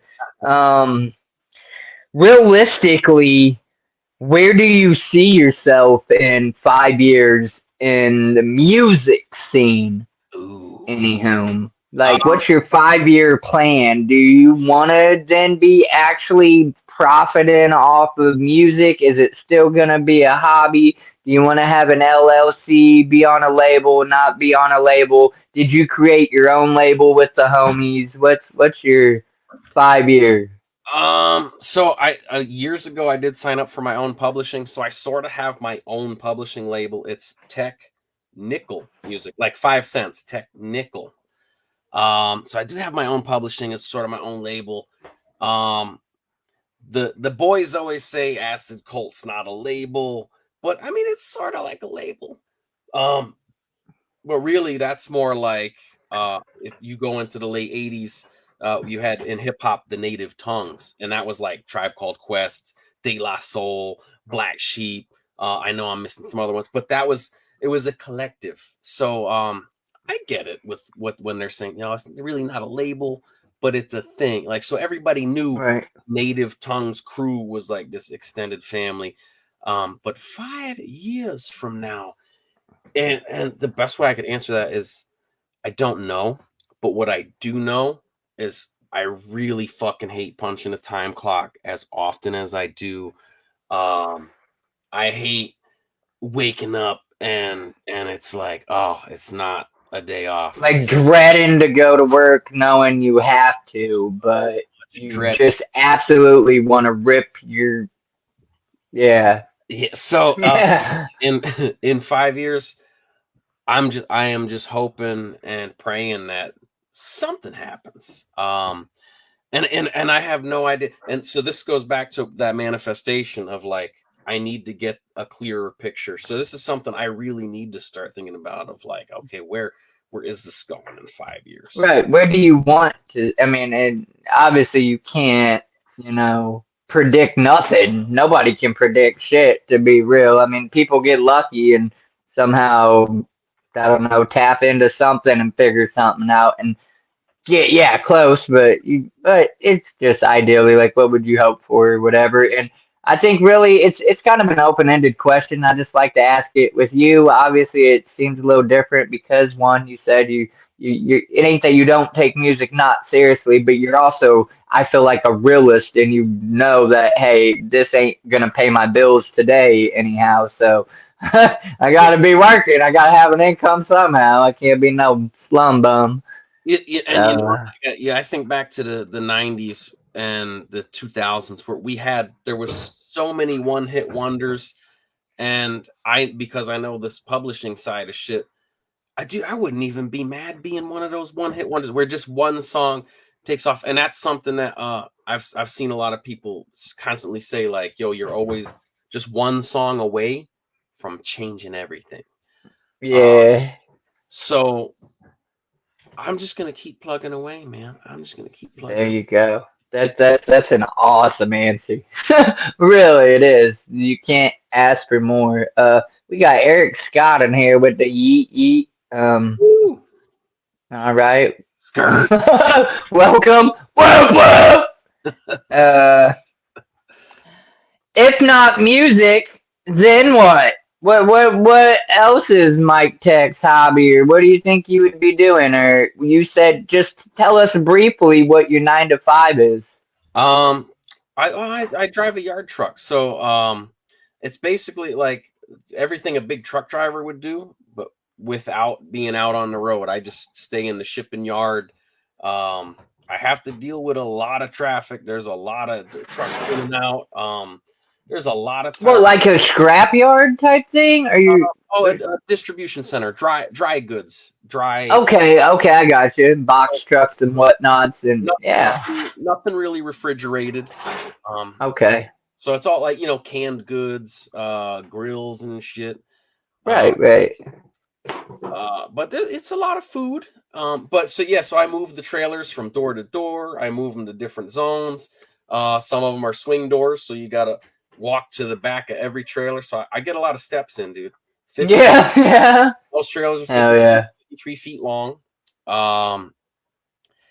And you know what, dude? It's not a bad gig. Like I dig it. Um, there Does a it lot. pay decent? You ain't got to tell us about your wallet, but it pays the bills, I assume, right? Um, it's one of the top 3 jobs in this little corner of Pennsylvania, pay wise. Okay. Yeah. Yeah. The ones that pay better, it is a place that makes vaccines, and that just feels like I'd be selling my soul to work there. Yeah. Yeah. And the other one is a federal government gig, which see Yeah. see previous job to see how I feel about that one. Yeah. Yeah. But Man. I will admit, I did try to get in there, and I even because I had a bunch of family in there. It was basically like if you did, as a bunch of my family worked. They were in the service. They were in the Army, Marines, and stuff. And so when you would get out of there, it was like almost a back door into this Army Depot job. Right, right. Amazing benefits, really good stuff. And so one of my older cousins that's in there, dude, I fucking interviewed with his direct boss, and as soon as he seen my cousin's name, well, how do you know so and so? We have different last names, so he didn't. And I said, oh, that's family. And he was like, oh, your family. Oh, let me tell you. Like, so he started talking. Like, I was like, oh, I think I got the job, and I didn't. Oh, damn. I mean, yeah. But who wants to work with a bunch of stiffs anyhow?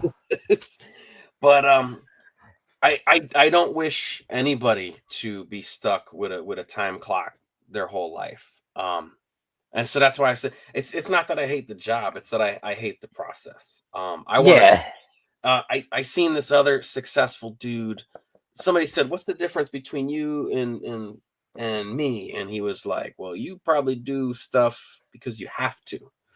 I do what I want to." And I thought, man. So every time I swipe that fucking badge now, I'm like, it's because I have to. I'm ready. I'm ready for some of the want to. I'm ready for some want to. Man, I want some of the want to. Fuck. And so I wish that for everybody, That's crazy. That's awesome. So maybe even though I'll probably be because I have to my whole life, and that's okay too, I guess. I see a lot of bright energy in and around them dreadlocks. I think. Yeah, it's radiating, but then sometimes it just dissipates. I have a good boil, and then it just poof. That's cool. What did you want to be as a kid, man? Was it anything that you're doing now? It was early on that I got into music. I think I was like 4 or 5 years old, and my parents bought me this toy guitar, and it had like a toy microphone that came with it. It was like this goofy little rock star set. I didn't ask for it. For whatever reason, they just saw it and they were like, let's see if the a kid likes this. Eric Scott, stay humble. Yeah, bro. So there was something about strumming that thing. And I had another friend that was a mic. There was 2 mics, so we were like 4 or 5 years old, 2 mics. And we would take turn, like, okay, you take the guitar this time, I'll take the microphone. And we would like run from my room out to the living room where like all the adults were hanging out. And we would like try to make up a song.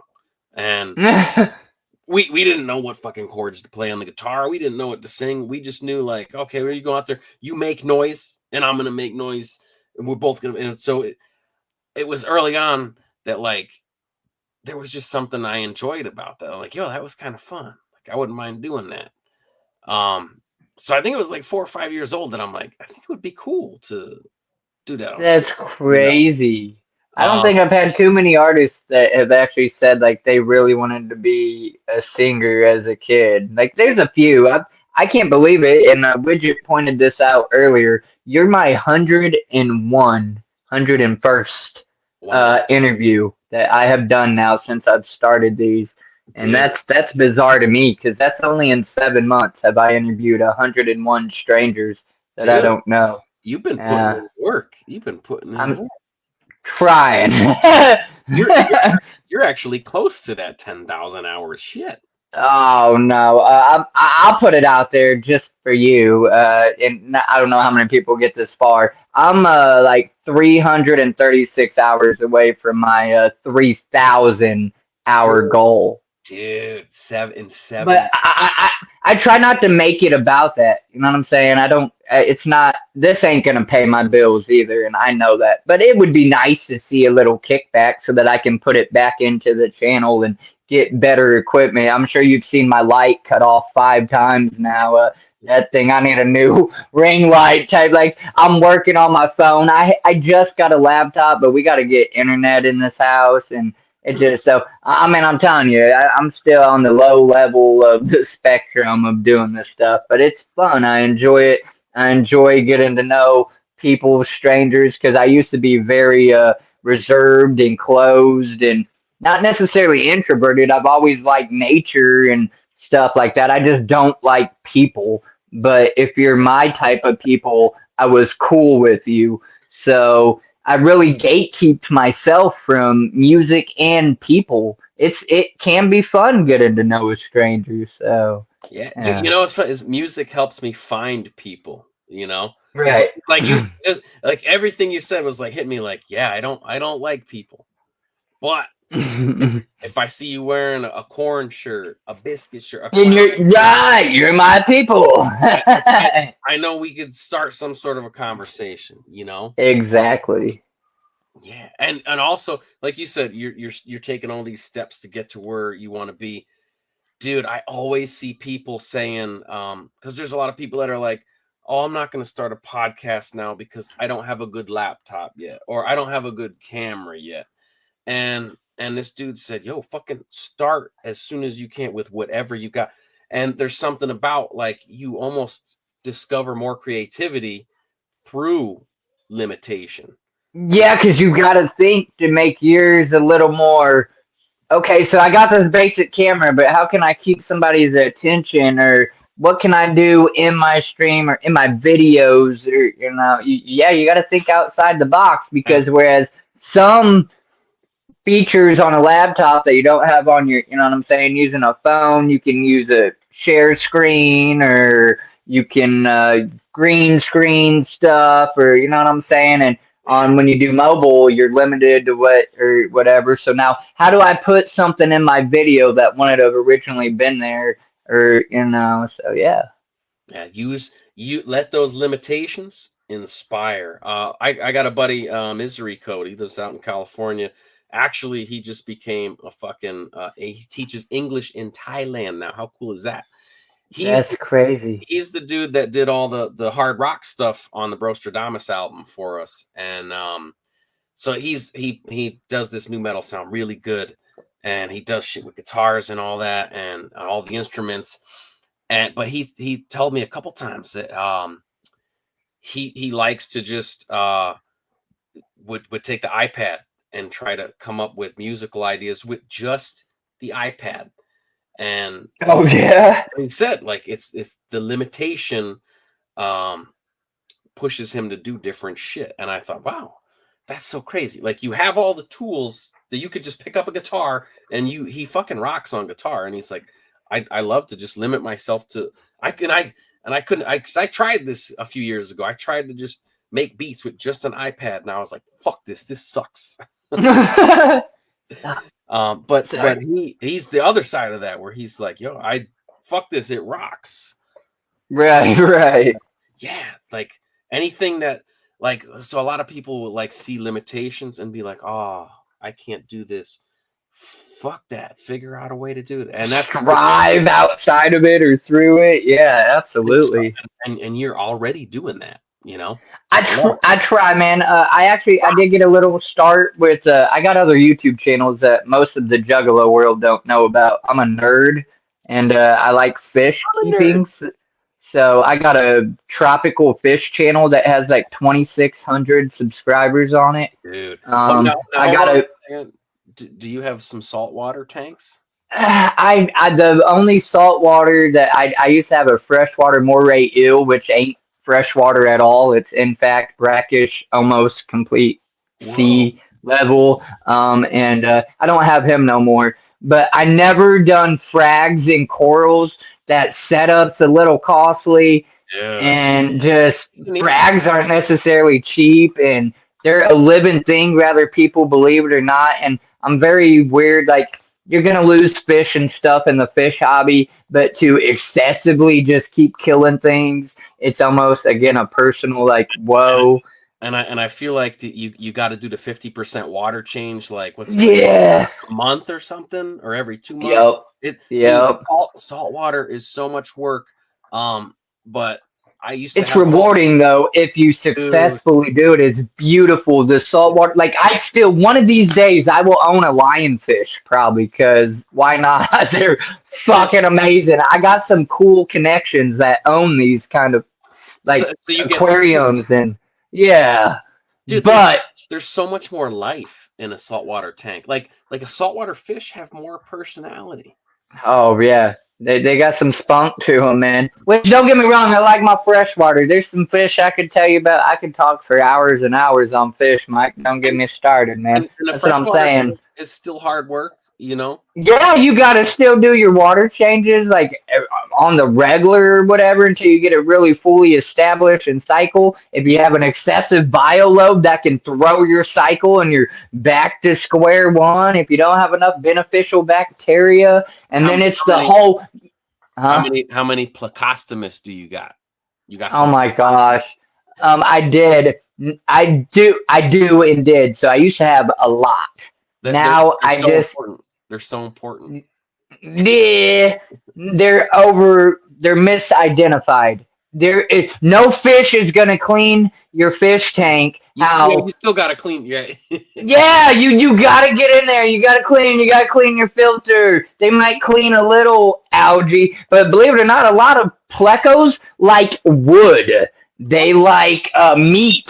They don't like algae. There's like maybe four or five that really like thrive on algae. Otherwise, it's just another fish. You need to feed them an actual balanced diet and not just think you put them in there and not have to worry about feeding that particular fish. And I'm telling you, man, yeah, I I can go love for days. And if you're curious, look up casual aquatics. If you casual ever get aquatics. bored, That's casual you. aquatics, that's me. You'll see my I'm channel. following right now, and I'm gonna send it to my dad because my dad's the fish tank owner in the family.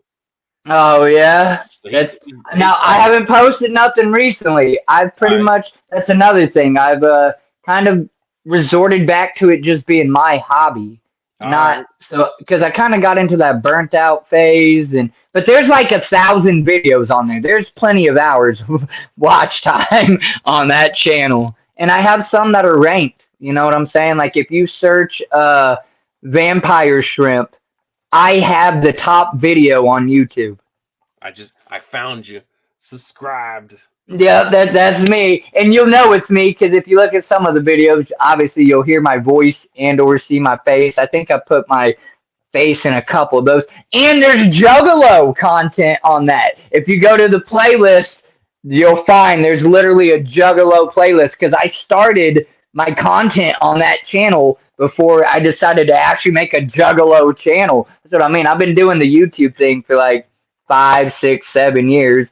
I have a reptile channel, blah blah blah. My point is because I was rambling and that led to all of this is I had practice. I overcame the fear of being on camera and whatever through the other channels. So by the time I started this channel, I was more comfortable with people and blah blah blah or whatever. Yeah, man. And again, So, part of your 10,000 hours you didn't even know. man. Next question, Mike. Have you played the Gathering of the Juggalos or been to any? And if so, how many times and what stage?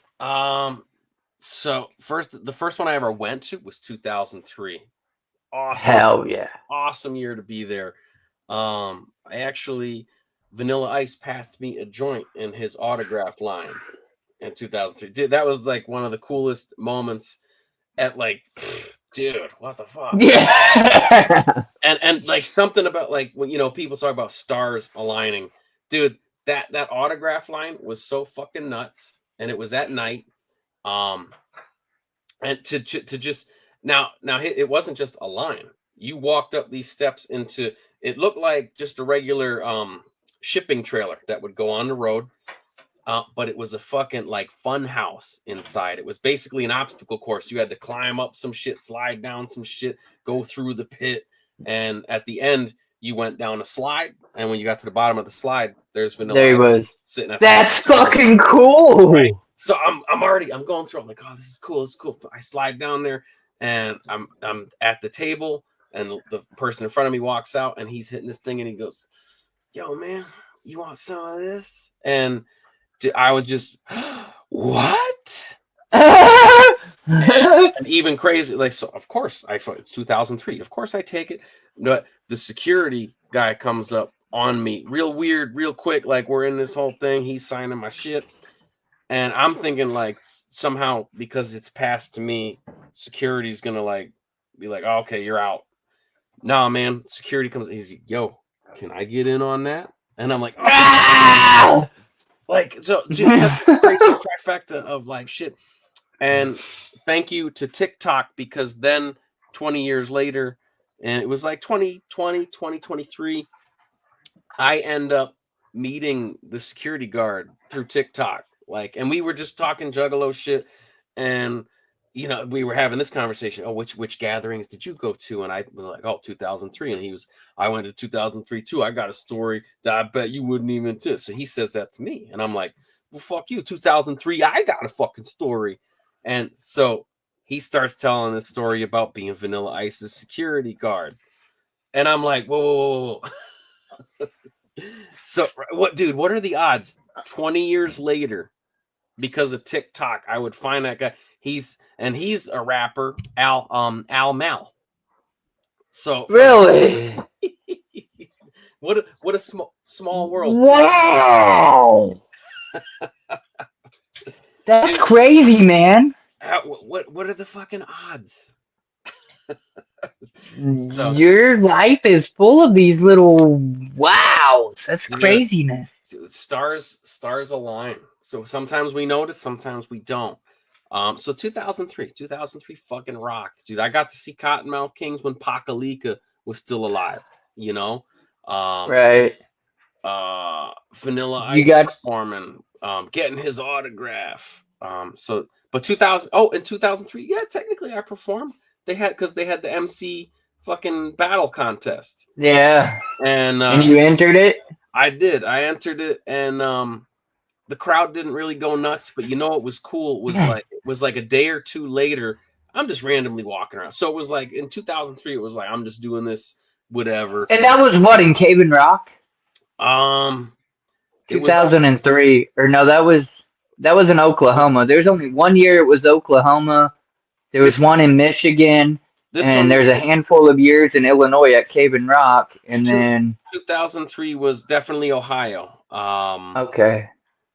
I think it was the Legend Valley. I don't know. Yeah, I mean, I think that's the only spot in Ohio. I was just curious because I know there's only like a handful of locations, just for relevance. But yes, yes. So I do the MC battle thing. I do my one song, and I get off the stage, and you're just walking around for the next couple of days. And it was like 2-3 days later, randomly somebody just like looks at me and goes, "Yo, you're that mike-tek dude, did the MC battle?" And I'm like, "Oh shit, like, yeah, I am, dude. You rocked." And so it was only one person, but like that was all I needed that year in 2000. I only needed one person, and I was like, yo, that's fucking all right. I guess I got to do more, So technically, I did fucking perform. I didn't realize, I didn't put that together till just now. Yeah, technically, I did. So then again, I didn't go again until last year. So 2003 to 2004. So it was 21 years. Yeah. And that was a whole fun thing of like, Thick Chris knew that I got a ticket, and I was going to be crashing with them, and but nobody else knew. It was top secret. Until like up near the actual of the gathering, because I'm here to tell you, Shay knew, because that's all I heard about the whole ride. Shit, so it was slipping out. Oh, you know what? He might have been one of the few that he was one of the. It was so. It was, I did. I was like, yo, don't fucking tell nobody. I only found out on the ride, so I'm assuming he didn't tell nobody. I'm accounted as he played it safe. And I love Shay, by the way. I want to see that dude go. I want to see that dude go further. Oh, he's the next best. If he fucking put some shit out there already, and he has, but I've been on him. I'm sure you've seen it. Maybe I give him shit like once a month at least. I make it a point to make a post like, everybody pick on Shay. Shay, quit wasting your fucking talent. Blah blah. Like I want to make him awkward because he has a talent. He's good at it. That I didn't even know for the longest time that he had, and I've known the man 13 years. Then it was like out of nowhere, I just see him start doing these open verses, And then, like, yeah, back in the day, he played around, but never like on a serious nothing. You know what I'm saying? And then here we are, fast forward 20 years later in our lives, and like, what? And you're just, it's crazy. So yeah, he's gonna find the lane and figure out like the navigation of this shit, and then it's just gonna go nuts from there. Yeah, and, I'm at least going to be there to support him and lift him up. And any kind of, I don't think I don't think I have any validation. People know me as Wiggles. You know what I'm saying? I am starting to get known because of that, because of Ouija, whatever. But I still think I'm a nobody, and I changed my thought process of that, because everybody that I've said that to is like, don't say that, because you are somebody, and that's cool. I appreciate that sentiment, but I use it myself as like a humble meter or something, because even if a million people knew who I was, I wouldn't want to think I'm better than anybody ever. Absolutely. But if I have some kind of any kind of I don't know, influence, I'll use it for Shay. That's my homie forever. And if there wasn't a homie, that's my brother. Like when I was down and out with a pregnant old lady and had nowhere to go on the streets, I don't even know what made me think of it. I just messaged him up like, "Hey man, how's life going?" "Oh, I'm over here in Bloomington. Old lady in a trailer." I said, "Oh yeah, I'm over here in Illinois on the streets with a pregnant old lady." He said, "Come on." That was it. No ifs, ands, or nothing. He just, come on. So much heart, and that stuff like that's why I want to see that dude go further than further. You know, right? I'm actually man. so yeah. So that was last year. So nobody knew. I show up the day of, and Chris knew, Hirsch boy knew, Shane knew, and it was Hirsch, man. That's another one. That's that man. Dude. That's that dude. And so we had this. Chris and I had this whole idea of like, yo, I'm gonna show up at the Airbnb and I'm gonna knock at the door. When Cartoon's gonna open the door and go, "Holy fuck, mike-tek!" And dude, just nothing worked that day. Like as I'm getting closer, I'm messaging Chris, and Chris is like, "Yo, I just woke up. Everyone's gone. So I don't know." And I'm like, "Okay, well, I'm gonna show up to the Airbnb and then I'll fucking catch up."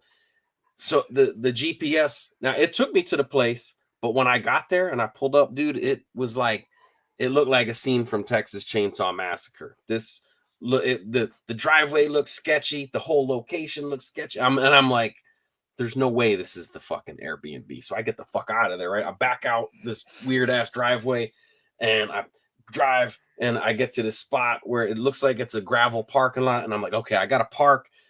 I'm messaging Chris again, like, "Yo, man, GPS fucked me. I don't know where the fuck I'm at." And he's like, "Yo, I had to get out anyway. Everybody's at the fucking festival. So you know what? Just come over to the festival. You'll find us." So, right, that makes sense. You think that would work? I get over to the festival, dude. I made like 2 laps before it was Devin. Devin was the one that was like, "mike-tek," and right. And it was Devin and Nate. Them two. Yeah. So I didn't spot anybody. Those motherfuckers spotted me. And so, all these things, the plan's going wrong. It was supposed to be this like, because Chris had the good camera. He was going to film Cartoon opening the door and going, "Oh shit." Right, the reaction. So I finally get to the merch booth. Cartoon's not there. We can't. So at every step of this process of trying to surprise Cartoon, Enoch, the rest of the gang, we keep missing pieces.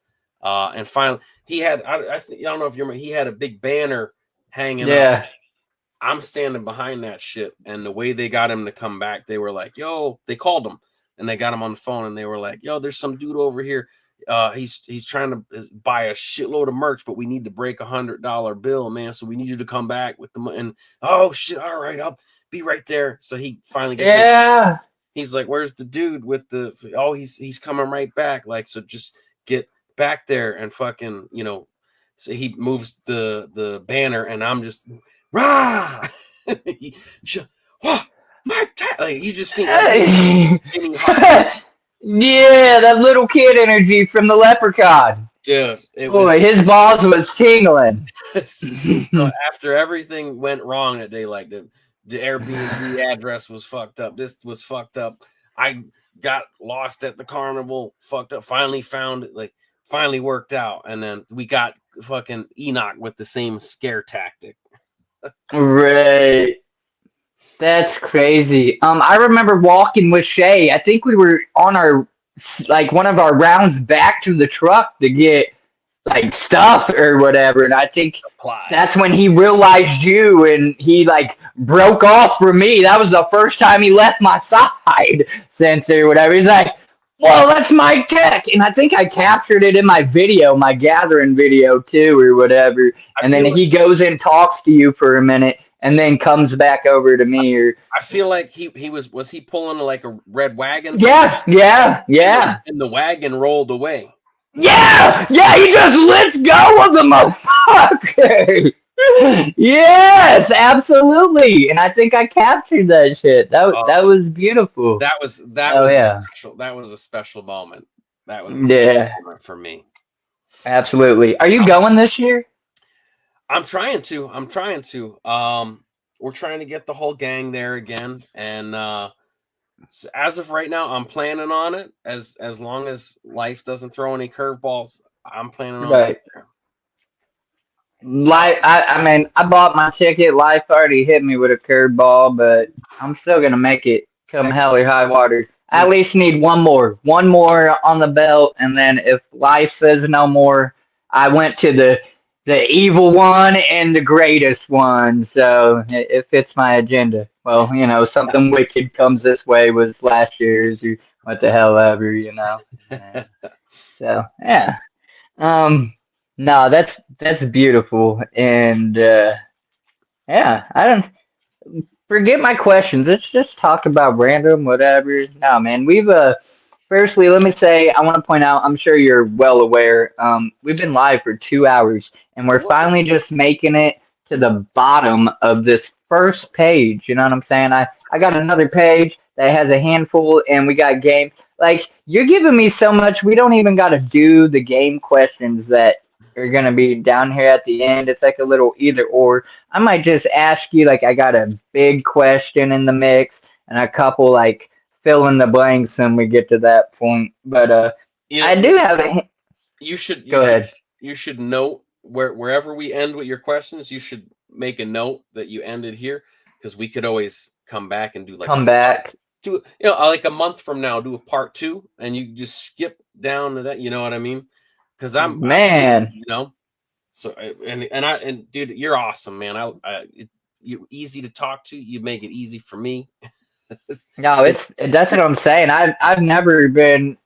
Oh, I'm not gonna say never, but there's a couple people that I've had on here that we've had this kind of just real melatonin vibe, and that's another thing. Like publicly, there's 8 people watching right now still. That's crazy to me. But if anybody comes back and watches this on the replay and stuff, like I just want to publicly say it's okay not to completely like agree with everything on somebody. You can obviously still be homies and friends. They right. You know what I'm saying? Like you can agree to disagree and continue to move on and grow and whatnot. And that's a perfect example, because I started to say I don't bond with everybody like that, or however it was going to be worded. It started sounding ill to me myself in my head, and I didn't want that to be that way. I just want it to be like, just because you don't maybe see eye to eye on some things don't mean you can't still be, you know, platonic. Is that the word? Or you know what's crazy is, you know, for me growing up, we like all the people I was friends with, there was a lot of shit we disagreed on, man. We didn't like every Green Day song. We, you know, like, you know, I had a lot of friends that didn't listen to any rap music, you know, or vice versa. I had a lot of friends that it went both directions. And like you said, we used to be able to have these things that like, oh, I don't like this, I don't like this, but we can both fucking work on trying to beat Tomb Raider together. Right. Nowadays, that's necessarily not the case. Like, oh, well then, fuck you, dude. Like as soon as people find one thing they disagree on is, oh, we can't be friends. You know, right. Oh, Oh, you put hazelnut creamer in your coffee? Right. Oh, that's that's the end of humanity. That's because of Um, yeah. So I just wanted to point that out because like I didn't mean to take away from any of the other 100 artists. I made a status just the other day, pretty much stating that very thing. I genuinely enjoy every individual like conversation I've had with artists because not like no two people are the same. Even with similarities, they're yeah. still different. Now, It's just- some people are more on the same level or closer to similar or whatever. Maybe we vibe a little more. We have a little more in common. Maybe it's a little more platonic. I'm not going to point, I'm not even going to say names. That's how I keep myself safe. I've had artists come up here that I can tell outside of this, we would never hang out. Like it just we may claim a general likeness, but we're just kind of different. But that's okay. Vibes. It's okay to be different. Just don't go around blatantly hating on somebody or attacking because they're different. Because that's where we agree. So Mm. yeah. At any rate, let's at least get a couple more questions. I might take you up on that idea for part two. The only thing is I don't know when we would like I'm gonna have some sadly, I say sadly and I'm gonna leave it at that because there's shit going on that I don't need or want to publicly put out there right now. But nonetheless, sadly, in a good way, bad way, I don't know. I'm gonna have a little more time, so it might be possible to get an interview in on an odd hour that I normally don't do interviews, is all I'm getting at. Yeah. And so yeah, I don't know. And there's a handful of questions, and I think people have stayed pretty entertained, I would assume. And the fact that 6 and 8 people are coming and going, and that's great. But Love at any rate, I want to at least ask these last 3 questions on the first page, maybe, and we'll see from there. So the next one would be obviously, and I always like stumble with it myself because I'm talking to an artist or artist, and generally you're in the realm of other artists and stuff like that. So there's no right or wrong answer to this question, but it's have you ever met anyone famous to you? So like I have met ICP finally last year. That was my big experience. I got to meet the clowns for the first time ever. I'll have that in my heart, in my mind, as long as I should live, unless sadly I get Alzheimer's or something, perhaps. And I don't even think dementia could keep it from me. Like that's the clowns. That runs in my family. And then I've met Ouija Mac a handful of times, and I've met Cartoon and Thick Chris and Scum and artists at the gathering. But I try to use my answer as I have met Polly Shore. Oh. So, have you met anyone famous to you? Dude, yeah. So, like I mentioned, Vanilla Ice earlier. That's probably one of the coolest interactions I've had with somebody famous.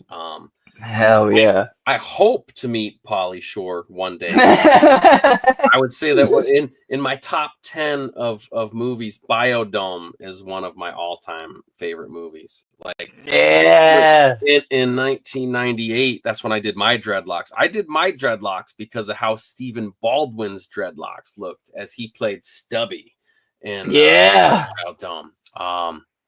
So yeah, I met Ice. I did I did the ICP VIP on the Malenko anniversary tour, and that was pretty cool. But it was also because it was a small show, and well, not small show, but it was like it was like one night, so you only had this one evening. Every other time I've done VIPs, they usually would bring you in. They would have you come in before the concert.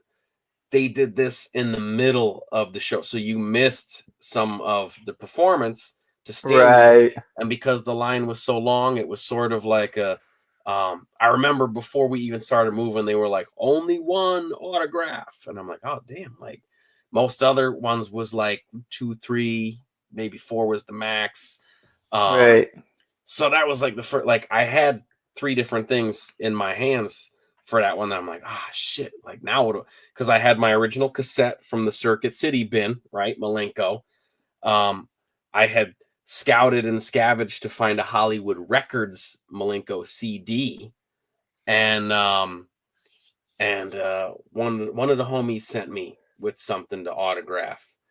And so I remember right away, I'm like, okay, sorry, homie. It's going to be my autograph, motherfucker, if I'm only getting one. So the homie was already, Yeah.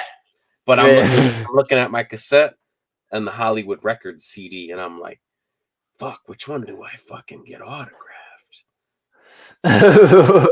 And I went with the Hollywood Records one because I knew that was like a slightly more fucking limited, because they like hit the shelves and then Disney had them fucking pull it right off the shelves same day.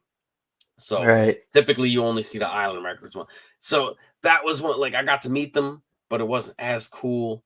I had higher hopes for it, but there was a special moment to it when I handed, because every time I did a VIP, I had a mike-tek Beat CD.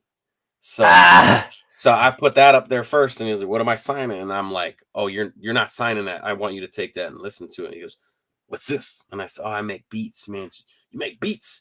And so like Jay was like, "Yo, this guy just gave me a CD of beats." He's telling the whole line. He's like, "I want to hear every Juggalo's music." Like, so he did make a cool speech. Like, I was like, "Yo, that's fucking cool, man."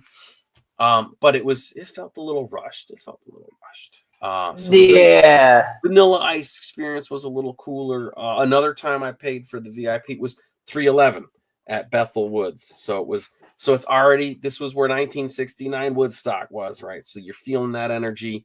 I paid the extra to get the meet and greet with 311. And so I had no idea I was the only person at this tour stop that bought the Diamond VIP. So I came off to this. It was like a few months after the Malenko tour. And so I'm thinking, it's 311. They're pretty huge. It's a huge fucking venue. This is going to be a 1, 2, 3. Here's your picture. Well, the tour manager is texting me like the day of, and he's like, "Oh, so here's how it's going to work. I'm going to contact you, and it's going to be like it's going to be like 15 minutes before we're going on. And I'm going to have you come meet at this area of the concert to the side of the stage. There's going to be a flag, right?" So I walk over to the spot and I'm looking around. I see a flag. I'm looking and I'm like, I'm the only one here. I'm in the wrong spot. I'm not going to get to meet 311. Oh, this fucking sucks. Do I stand here and wait longer? And like, I'm there for a couple minutes. I'm like, oh man, I'm in the wrong fucking spot. And all of a sudden I hear, "Hey, are you Mike?" And I'm like, "Oh yeah." And he's like, "Oh yeah, right this way. It's just you today." And I like, so now my heart just fucking went like skipped. Wait a minute. Like, because I've done so many VIPs where you're in that long line, and all of a sudden I'm like, I don't know if you can see, I got the 311. Hell yeah. 311. That's the only band name tattooed on me. 311. Like, ooh. Same lineup for over 30 years. They've never swapped band members. Nobody ever quit. Same fucking 5 dudes. And it's always been peace, love, unity. And they used to talk about weed a little bit, but I think most of them are like sober now. But peace, love, and unity, dude. How cool is that? So I'm just finding out now I get to meet 311 all by myself. And I'm like, oh my God, like what the fuck? I was just expecting to be like, "Oh, can you autograph my 1 CD?" And, "Oh, okay, smile for the picture," and then you're out. Right. No, dude, like I'm standing in front of the tour bus. We're all bullshit, and I show them my tattoo. They busted my balls. They were like, "Oh, aren't you supposed to like?" Because I told them this is my first 311 concert, and they were like, "Dude, aren't you supposed to go to the concert first and then get the tattoo to remember the concert?" And I'm like, "Well, no, like you guys have been the same 5 guys forever, and like that's just like not a lot of bands can say that." And again, so I'm still thinking like at any moment they're going to tell me to go back to my seat. Here's all your VIP swag. And no, like I got a couple pictures. Usually they don't do autographs, but because I was the only one, they signed the booklet for my favorite album, which was Grassroots. And then you go from the tour bus, you walk through the whole back of the stage, followed them. The tour manager's like, "Dude, get your camera out, film this, because nobody else is going to do it. You're here." And I was like, dude, I don't care if anybody fucking believes it or not. Right. I'm just here to soak this in. And so they get all the way through to the backstage, and they're about to go on stage. And they had this cool ritual where they all put their hands in right before they're going to go on. And they like sung like 3 lines to a song. And then they go on stage, and like I fought you at this time. I don't know if they still do this, but you would follow them, and you get to watch the first 5 songs from side stage. That sounds really cool, but if you're a sound engineer guy, so I went to school for, they even taught us the live sound, so I understood from the side, it sounds like shit. All right, that's why they call right the front of house guy that's in control of the mix. He's out in the crowd, right in the middle. Right. They front of house is what they call that. That's because it's the best seat where the sound's coming at you. So I knew, I'm like, it's not sound like it's all muffled. I'm on side stage. And again, so the tour manager is like, dude, what's going on? So I just said, like, oh, dude, like I went to school for live sound. I understand it doesn't sound so good here. I kind of want to go back to my front row seat. And he was like, oh, yeah, bet, man. Like, I got that. You're right. It sounds good out there. So all that time, that was 311. Just hanging out. That's and it's sad that I didn't think of them early on when we were talking about the biscuit and the corn and all that. Because really, 311 was the first rock band that I heard that was mixing the rhymes where it was sort of rap, sort of rock. Those are my special ones, man. Vanilla Ice, the Clowns, and 311. Dude, that's intense. So I've had I don't want to say my encounter with the Clowns was rushed, per se. There was, I want to say, probably 60 of us in a line. I want to think the day I chose. I think I picked the second day VIP last year. I think it was the second day. It might have been the first day. No, it was the first day. It was after the Red Tour. I think that's the one that I got to get up on Fago Armageddon. Woo. But that was included with the package that I got. So there's that made it special within itself. But I expected a rushed one, and I didn't care just to be that close in person. Like, hi, was the moment I was expecting or hoping for. But I did. So if you know anything about the Gathering at all, in their rules anyhow, you're not allowed to bring glass items on the grounds, or you're not supposed to. You're not supposed to have glass bottles. It's cans or plastic bottles for apparent reasons. And I, before even going to the Gathering, when I knew I was going to the Gathering and I knew I was going to get VIP come hell or high water, I wanted to have something for them to sign that would give that wow factor. You know what I'm saying? Like, they think about it. They've been doing this for 30 years. They've seen a lot of shit put in front of them to be signed. Yeah. How often? Cherry on top of the cake. Right. How do you do that? What do you do that's going to get a genuine wow? Well, if I can get to it here.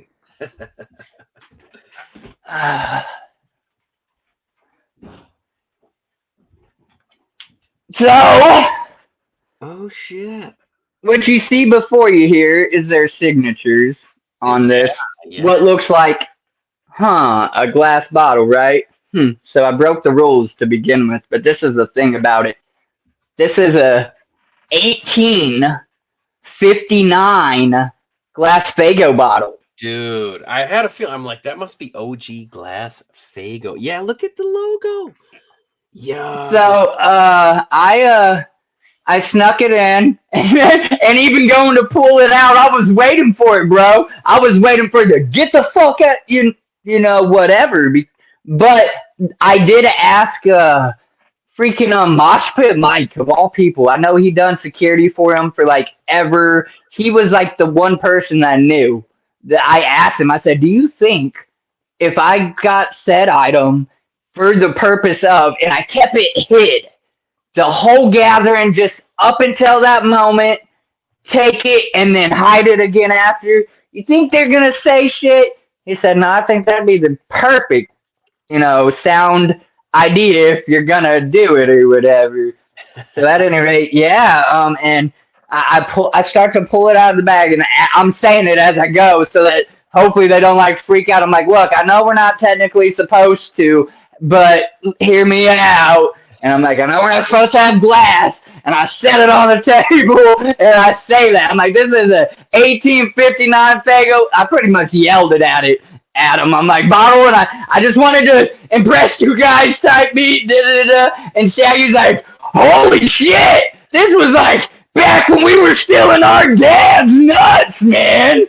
And that was like, oh my god to me, you know what I'm saying? Like that, I thought I was gonna get the whole rush by whatever, and that was my moment, and probably the only VIP moment I'm gonna have because I don't think I can afford it this year. You know what I'm saying, or whatever. So that's my memory moment, and they signed it. Then I went back through because they have you come through autographs and then go back through. Well, at least there they did it for the picture, and so went back through, still cheesing for the picture, and that was that, man. So yeah, that's incredible to me in its own. But what I'm saying, like I think I've had more personal VIPs with Ouija, like just sitting there kicking it type shit in there forever. That man came out like, gave me a hug in the parking lot type beat when I didn't even pay for some VIP. You know what I'm saying? Yeah, so that's part of the reason why I guess I'm a nut writer. I don't know. Me and Ouija, we like homies, even though we don't talk or nothing. It ain't like I know him like that, but you know what I'm saying? Like, so those VIP meeting people, that's the whole point that's back to the point like of that question is, they really do matter. And it's so if somebody becomes your fan, I think it's a cool question for like maybe somebody will find this and be like, whoa, we relate in the same way or had that experience, or like they might want to have that experience with you, or you know what I'm saying? So yeah, that's kind of where that question came from. Heck yeah. I love dude, every question that I ask you leads to just we're just talking and I love it. I can't believe it. We're almost at 3 hours. Like that's crazy to me. I really am gonna have to be like, all right, part 2 with mike-tek will be scheduled next month at something, boy. I can go forever, so to speak. I don't have tomorrow. We're not doing much, but I don't want to take away from you. I know you got a family. I appreciate your time, your willingness to sit here, even when there ain't a bunch of people at certain moments, and maybe there's a decent amount or whatever. It ain't even like I said. That number right here to me, it's right up here. I don't care about it. It's this like, and that's what I mean. But to an extent, like people, there's 6 people in here. I love you. I don't not care about you. I'm just saying like. This dude, I'm trying. I don't need it to say 2,000. I love. Yeah. This is what I like. The actual shout out to the 6 homies that's still in here with us. Right, just kicking it, boy. Show yourselves. Let me know who you are. If you come to the gathering, I'm buying you a taco or some pickle pizza, or lobster mac and cheese. Yeah, I don't know, man. Freaking, they're stoner ball, boy. Freaking $14 or some shit. I don't know if I got stoner ball money, homies. I might got $8 pizza money. What's funny is I saw the sign for lobster mac and cheese, and all I could think is like, that sounds like I will shit my pants.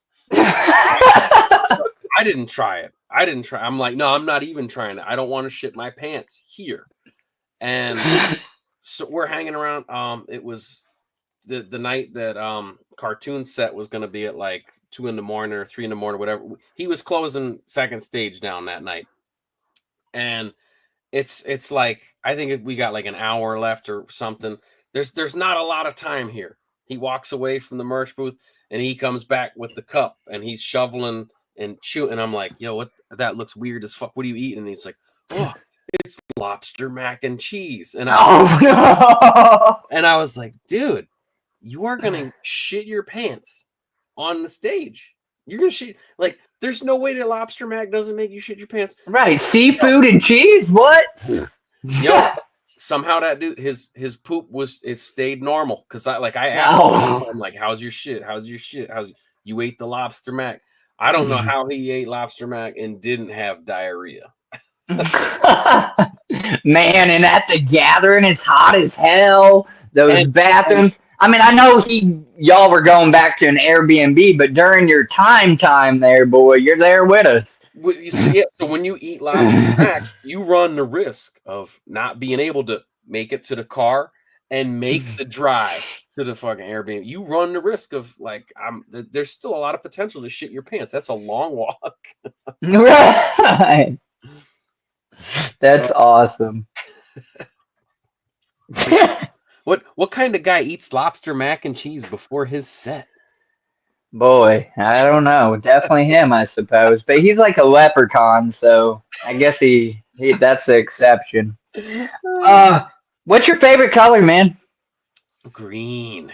It's kind of a tie between green and orange. And the green, it when I was a kid, it was orange because of Michelangelo, the Ninja Turtle. So he was like the coolest one. He was the groovy turtle, and so Right. just like orange. And I was like, okay, something about orange. I like orange, and his name's Mike. I'm Mike. We're both Mikeys. Orange. I like it.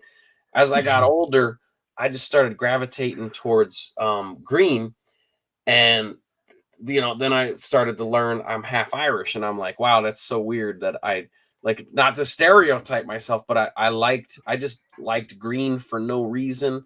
And maybe it's the half Irish, maybe it was really the Ninja Turtles. Maybe I didn't care what color the bandana was. I got a weird scenario kind of like that too. Like as a kid, I liked the color blue, and then as I got older, I liked the color red, and maybe it's because I'm part demon. Oh. I'm sorry, I'm bullshitting it, but I'm not. The color thing is true. The demon part, I just had to be a smartass. And you know what? Like the blue and red go so good together. That's why Leo. Unless they're flashing behind you together. Oh, dude, how did that went right over my fucking head? Yeah, it's weird, but that's the real funny thing about it is I really did as a kid growing up. I really like blue. I don't know because it's pretty, because it's calming, because it's water. My horoscope is Gemini. I think something to do with water. No, we're air. I don't fucking know. See, I don't know horoscopes, but I was trying to do a thing there. I don't know. But my point is, I really have liked blue, and then I don't know. As I got older, I really do like red and black and purple. I even like purple, and that's my mom's favorite color, and that's why this one dreadlock is dyed purple because I have her hair put in my dreadlock, and then I dyed it purple. Dude, that is so cool, man. Yeah. Yeah. So that would be my favorite colors. The next question I got for you, and I'm really trying to just push them out. Is what you kind of mentioned earlier? I think you might have answered one of them. As I look at my dog finally passed out and not being a brat, they're all laying down finally. What's your favorite domesticated animal, and what's your favorite wild type animal? Ooh. So domesticated, definitely dogs. And not necessarily just pit bulls, but yeah, I think pit bulls are probably pit bulls are my favorite. Right, they're the particular of your favorite animal of domestication. Yeah. They're just such big, sweet teddy bears. Before the pit bulls, I had a Jack Russell Terrier. I don't know if you remember the TV show Wishbone. That was yes, right? yes. I do believe I read the book series. I didn't even know there was a book series. I think there is a book series. There's a book series kind of like it. No, it's Wishbone. I swear. I maybe. Wishbone. Yeah, that was that shit. It was such a cool fucking dog. So because of that TV show, when I finally it was when I lived in Pittsburgh. I had my own place. I was allowed to have a dog, and I had just enough money to take good care of a dog. So let me adopt a dog. And I found a Jack Russell, and he was the coolest dude.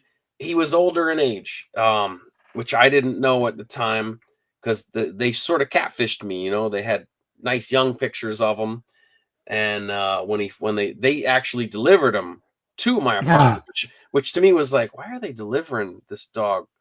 Like, but hey, Right. whatever. Like, I'm just done with college and I want to have a dog. Like, fine, deliver this dog I'm rescuing. And he shows up and he looks rough.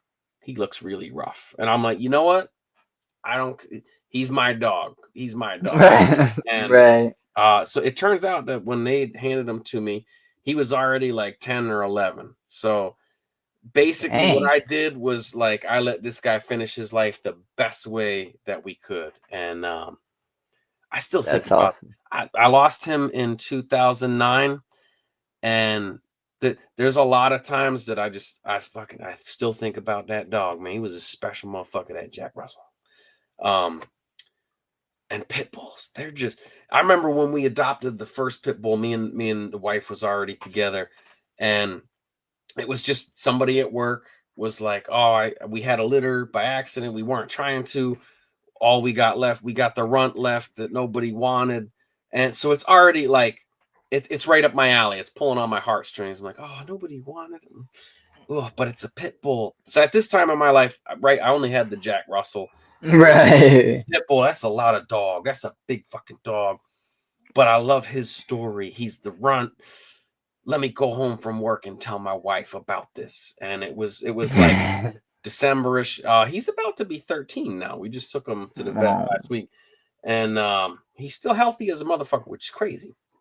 But so he was the runt. I tell her this story, and I'm thinking she's gonna have the feeling I have of, oh, it's a big dog. Can we have a big dog? Because we still had her Chihuahua. So we're thinking tiny Chihuahua with a pit bull. Is this gonna work? It looks like a fucking, it sounds like a cartoon. We had a cartoon growing up with a huge dog and a tiny dog. Um, but I tell her the story, and like it hit her heartstrings the same way of like, oh, he's the runt and he's the last one. We can't let him be the last one. So we drive out to meet him. As soon as we meet him, I could tell we were both in love. That dog came home with us, and that was 13 years ago. Um, It's amazing. fucking pit bulls. Um, Yeah, and they're definitely mislabeled. Like that whole mean bad dog. There ain't a bad dog. There's a bad owner. Do some have uh I guess higher temperaments or something, or some dogs they just are not meant to be family dogs or be around a sure maybe, but I still think you can take any dog and make them a mean dog or a good dog. I'm willing to take that challenge. You know what I'm saying? Like Chihuahuas can be the meanest dog I've yeah, ever met, bro. ours was kind of an asshole, You know? So but he, yeah, he was our absolutely. asshole. He was our asshole. Right. And Um, then what would you select for a wild type? I agree with you by the way on pit bulls, and I would have to go as far as to say though secondary. I am really fond of my snakes. ooh. It I used to own a bird, and I would like to own another one at some point. That was a very fun, annoying experience. Now, was it a bird, Um, that could talk? So you taught him to say it, some it, shit? yeah, yeah. Well, he was a conure or what are they called? They have like three different names. But it was a parrot nonetheless. Like He it definitely had mimicking capability and hello, good morning. I believe I got it to say whoop whoop. My old talked. lady said it's not. It wasn't really saying whoop, but I thought it sounded pretty close. And like it liked the song, even though Ouija ain't particularly fond of him anymore. Yaya the Gremlin. They have a song called Fago Boys, and Ouija's on it, and it's like, we them Fago Boys, yeah. And I swear to God, he would say, yeah, yeah, yeah, and it was really cool. So, That's awesome. yeah. But so yeah, dogs, and then probably my reptiles, and I love my fish. Like I don't know, I'm passionate about all animals. But if I had a pick, like somebody say, you're on the spot. What's your favorite? Definitely the dog and pit bull. I agree with you. Or as I'm looking at my snake right now, searching around, it's fun to just watch a snake. explore its cage and stuff like that. Slithering. Yeah. What's your wild type though? What's something out in like nature that you're not domesticating but is your favorite animal?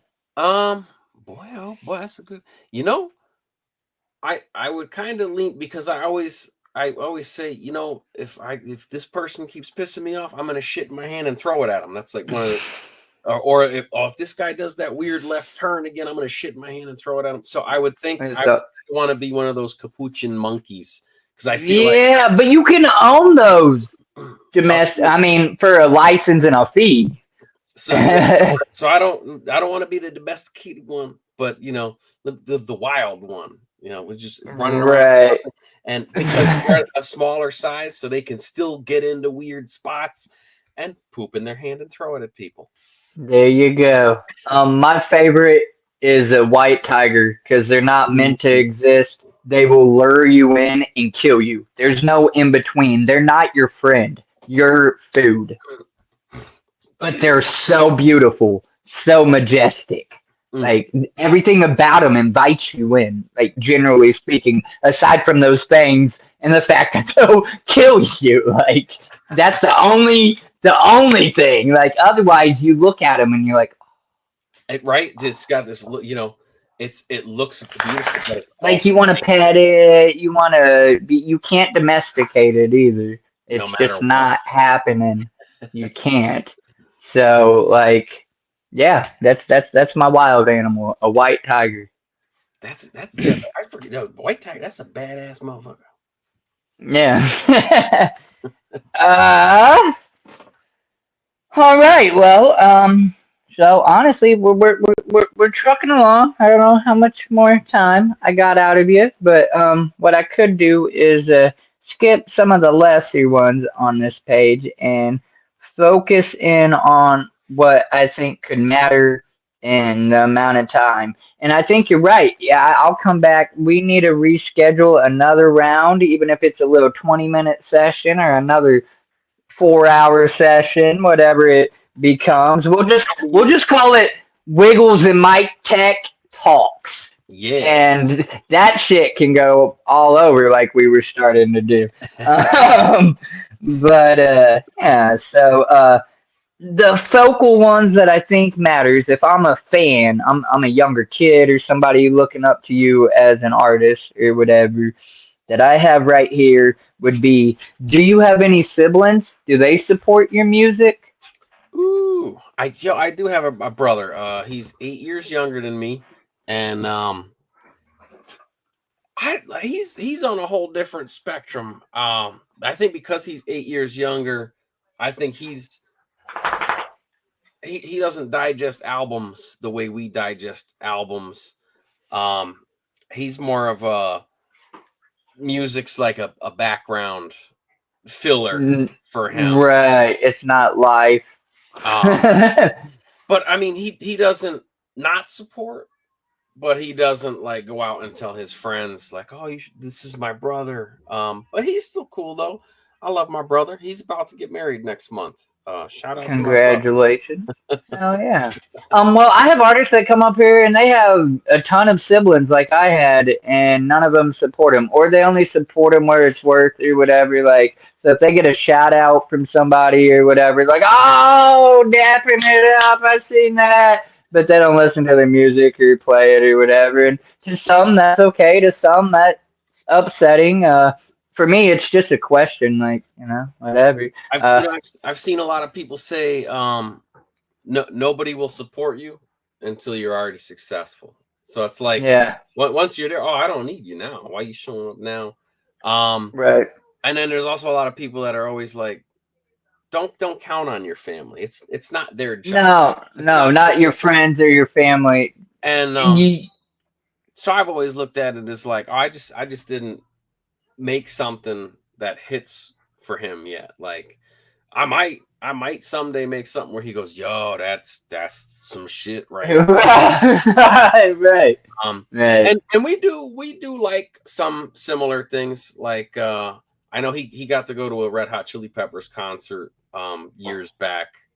He was still in college at the time, And I always think about that, and I'm like, yo, I wish I went to a Chili Peppers. I didn't go to a Chili Peppers concert yet.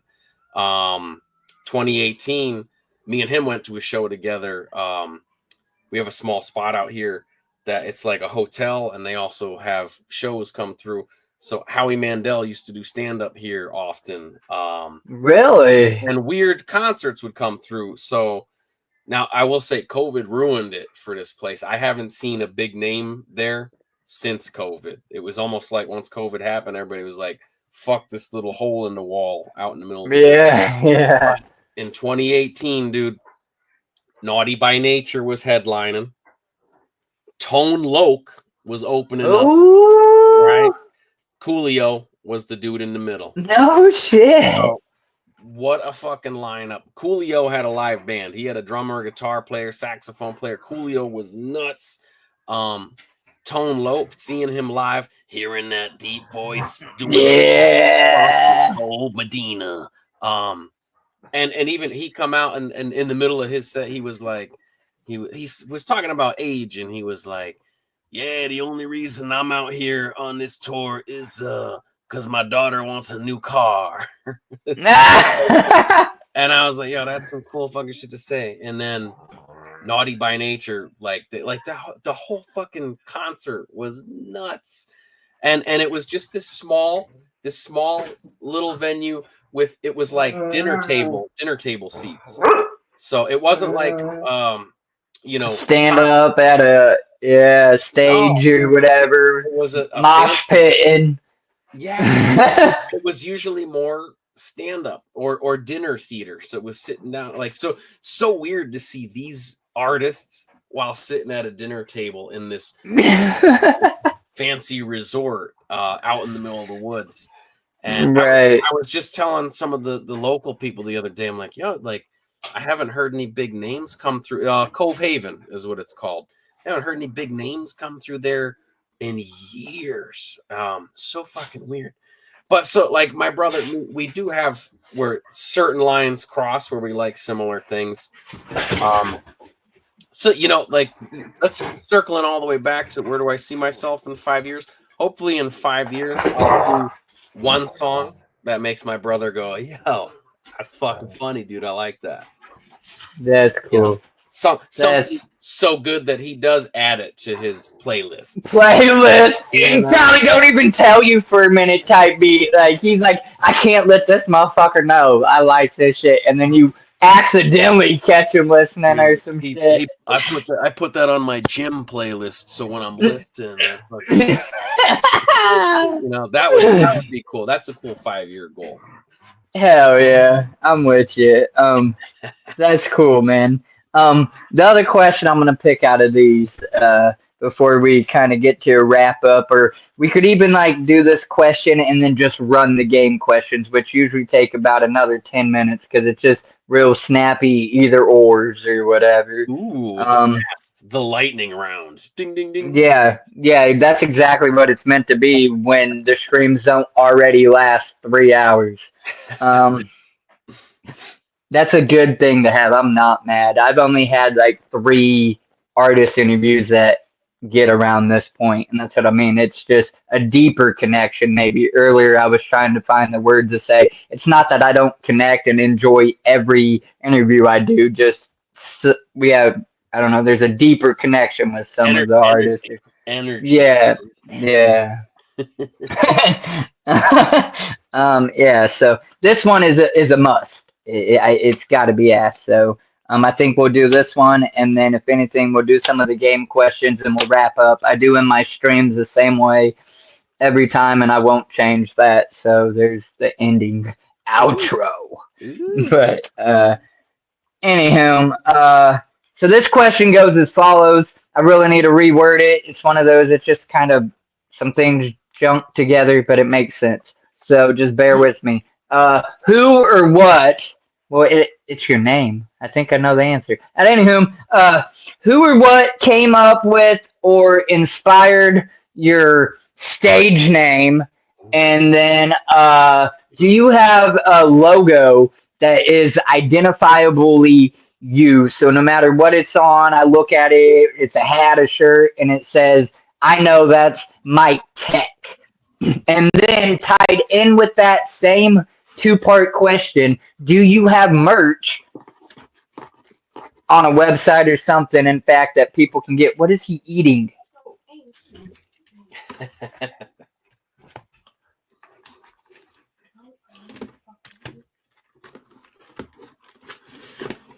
Doggy eating something. Yeah, I don't know. I just seen him doing the random, like, and I don't know what. He came over from my little art section. He could be eating a paintbrush or who knows, some clay or.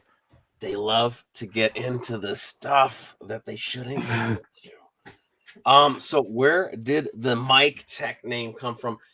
Before I was mike-tek, I was trying to come up with an acronym. So it was EKAS, East Coast All Star, and that didn't stick around too long because I wanted people to read it as ECAS, and everybody would say something completely ECAS. So I'm like, okay, this was a bad idea. I was hairy at a young age, like Austin Powers, hairy chest. At like, we're talking like 7th, 8th grade. I was the furry. Oh, damn it. He said I didn't have a chance. And so I was like, okay, so Austin Powers, MC Powers. So like, and again, that I was trying to get the Austin Powers hairy chest thing into it. Oh yeah, he's going to town on his butthole. I synced it. MC Powers. You say that out loud and you're like, oh, that sounds like nerdy as hell. Like, I'm not even getting Austin Powers. It just sounds like you think you're some sort of wizard, MC Powers. Yeah, right. So I rocked with that for a little bit. And then what year was it? It was like 2000, 2001. We had this local rock band, heavy metal, called Vendetta. And their singer left to focus on rap. So they went from like hardcore metal, and the singer was like, he wants to do rap. And so they were looking for singers. So basically I like auditioned with these dudes for, it was like 3 months. And I was only in 10th grade at the time. So like these dudes were all significantly older. I'm not talking like 10 years older, but they were like 3 years older than me, 2 years older. They gave me a chance, man. It was a big fucking deal that these dudes were so cool to, oh, Wicked Widget, you found the threadless link. That's my boy. That's my second in command on there. I swear. He does everything for me. I love that dude so much. That's where all my t-shirts and hoodies are.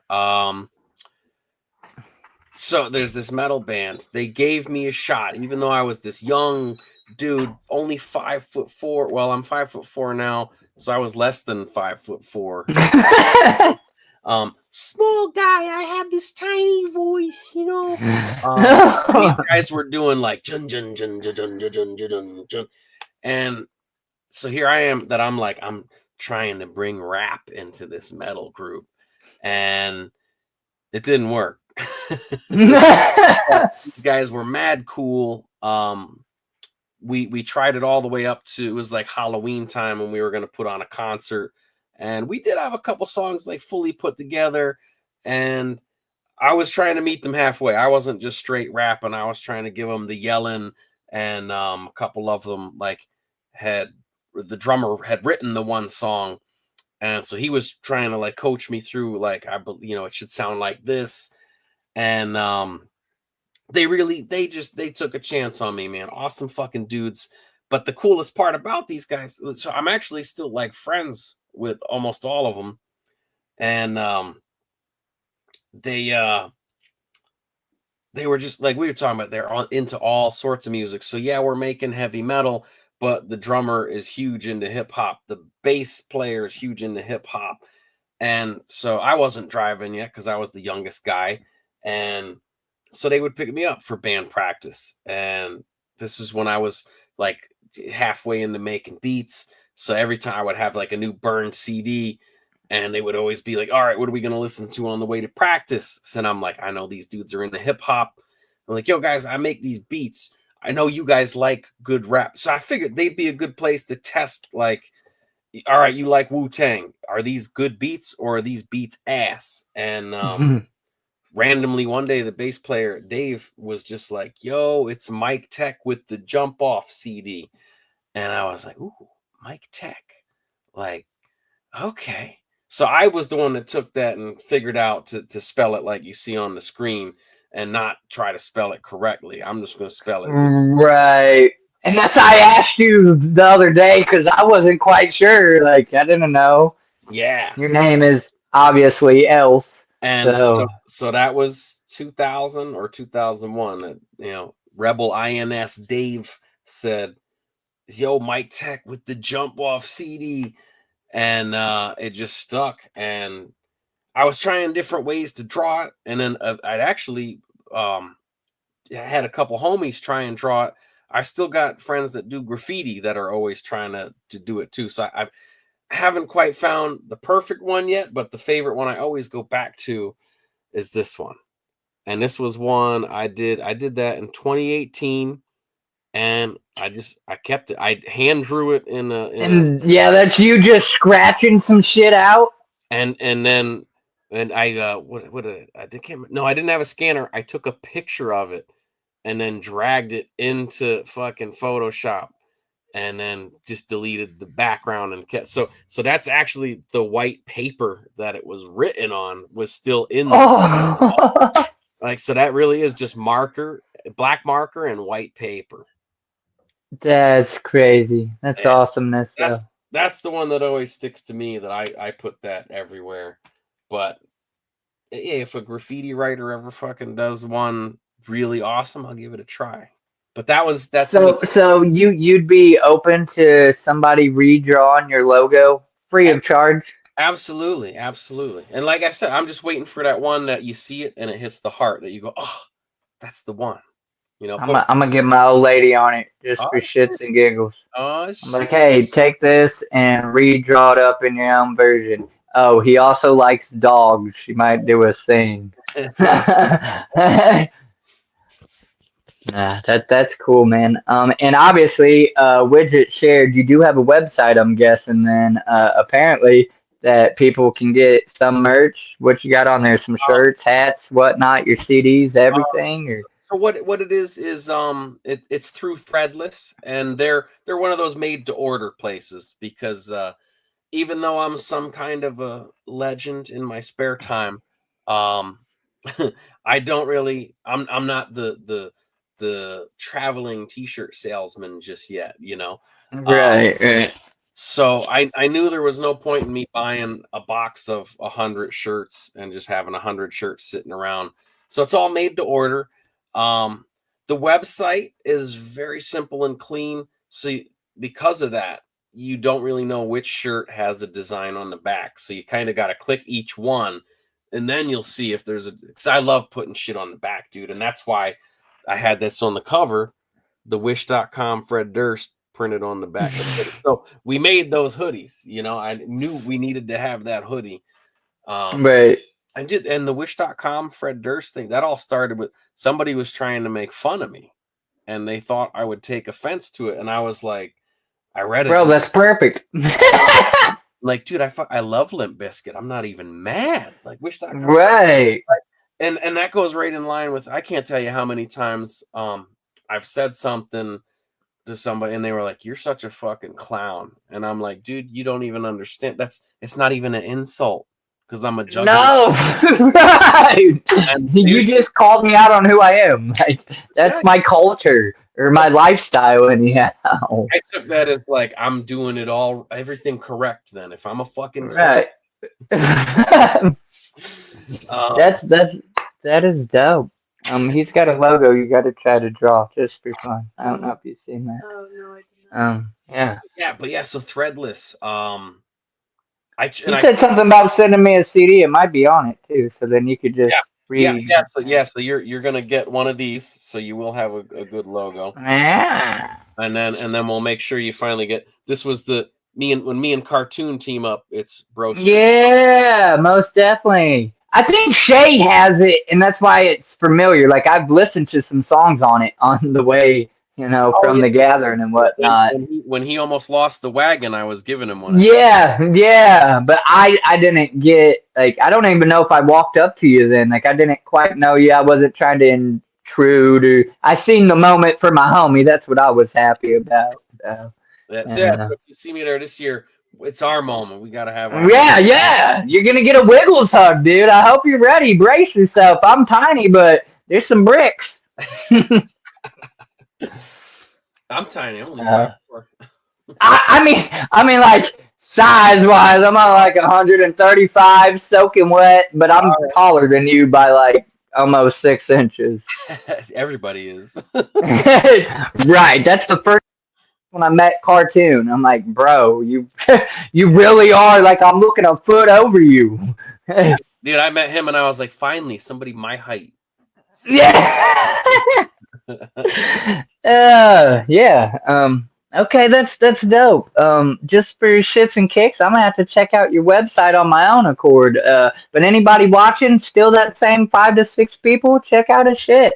And everybody on the replay, I don't know, maybe there's some people. I hope there's at least a handful that actually sit down and get so interested by how crazy, interesting, and off the, like, squirrel. And then we come back over here and then back to topic. And like, this has been fun for me, and I hope somebody else feels that same energy. But my point is, I don't know if they'll make it this far in the thing, but dang it, if you do, go check out his stuff.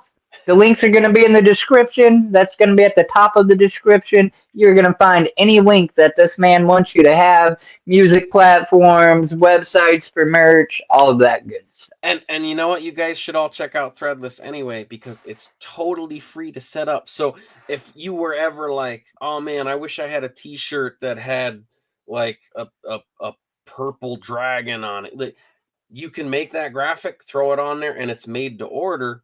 You buy the one shirt that you've always wanted. Right. Great place to start your own merch line. And you said it's free.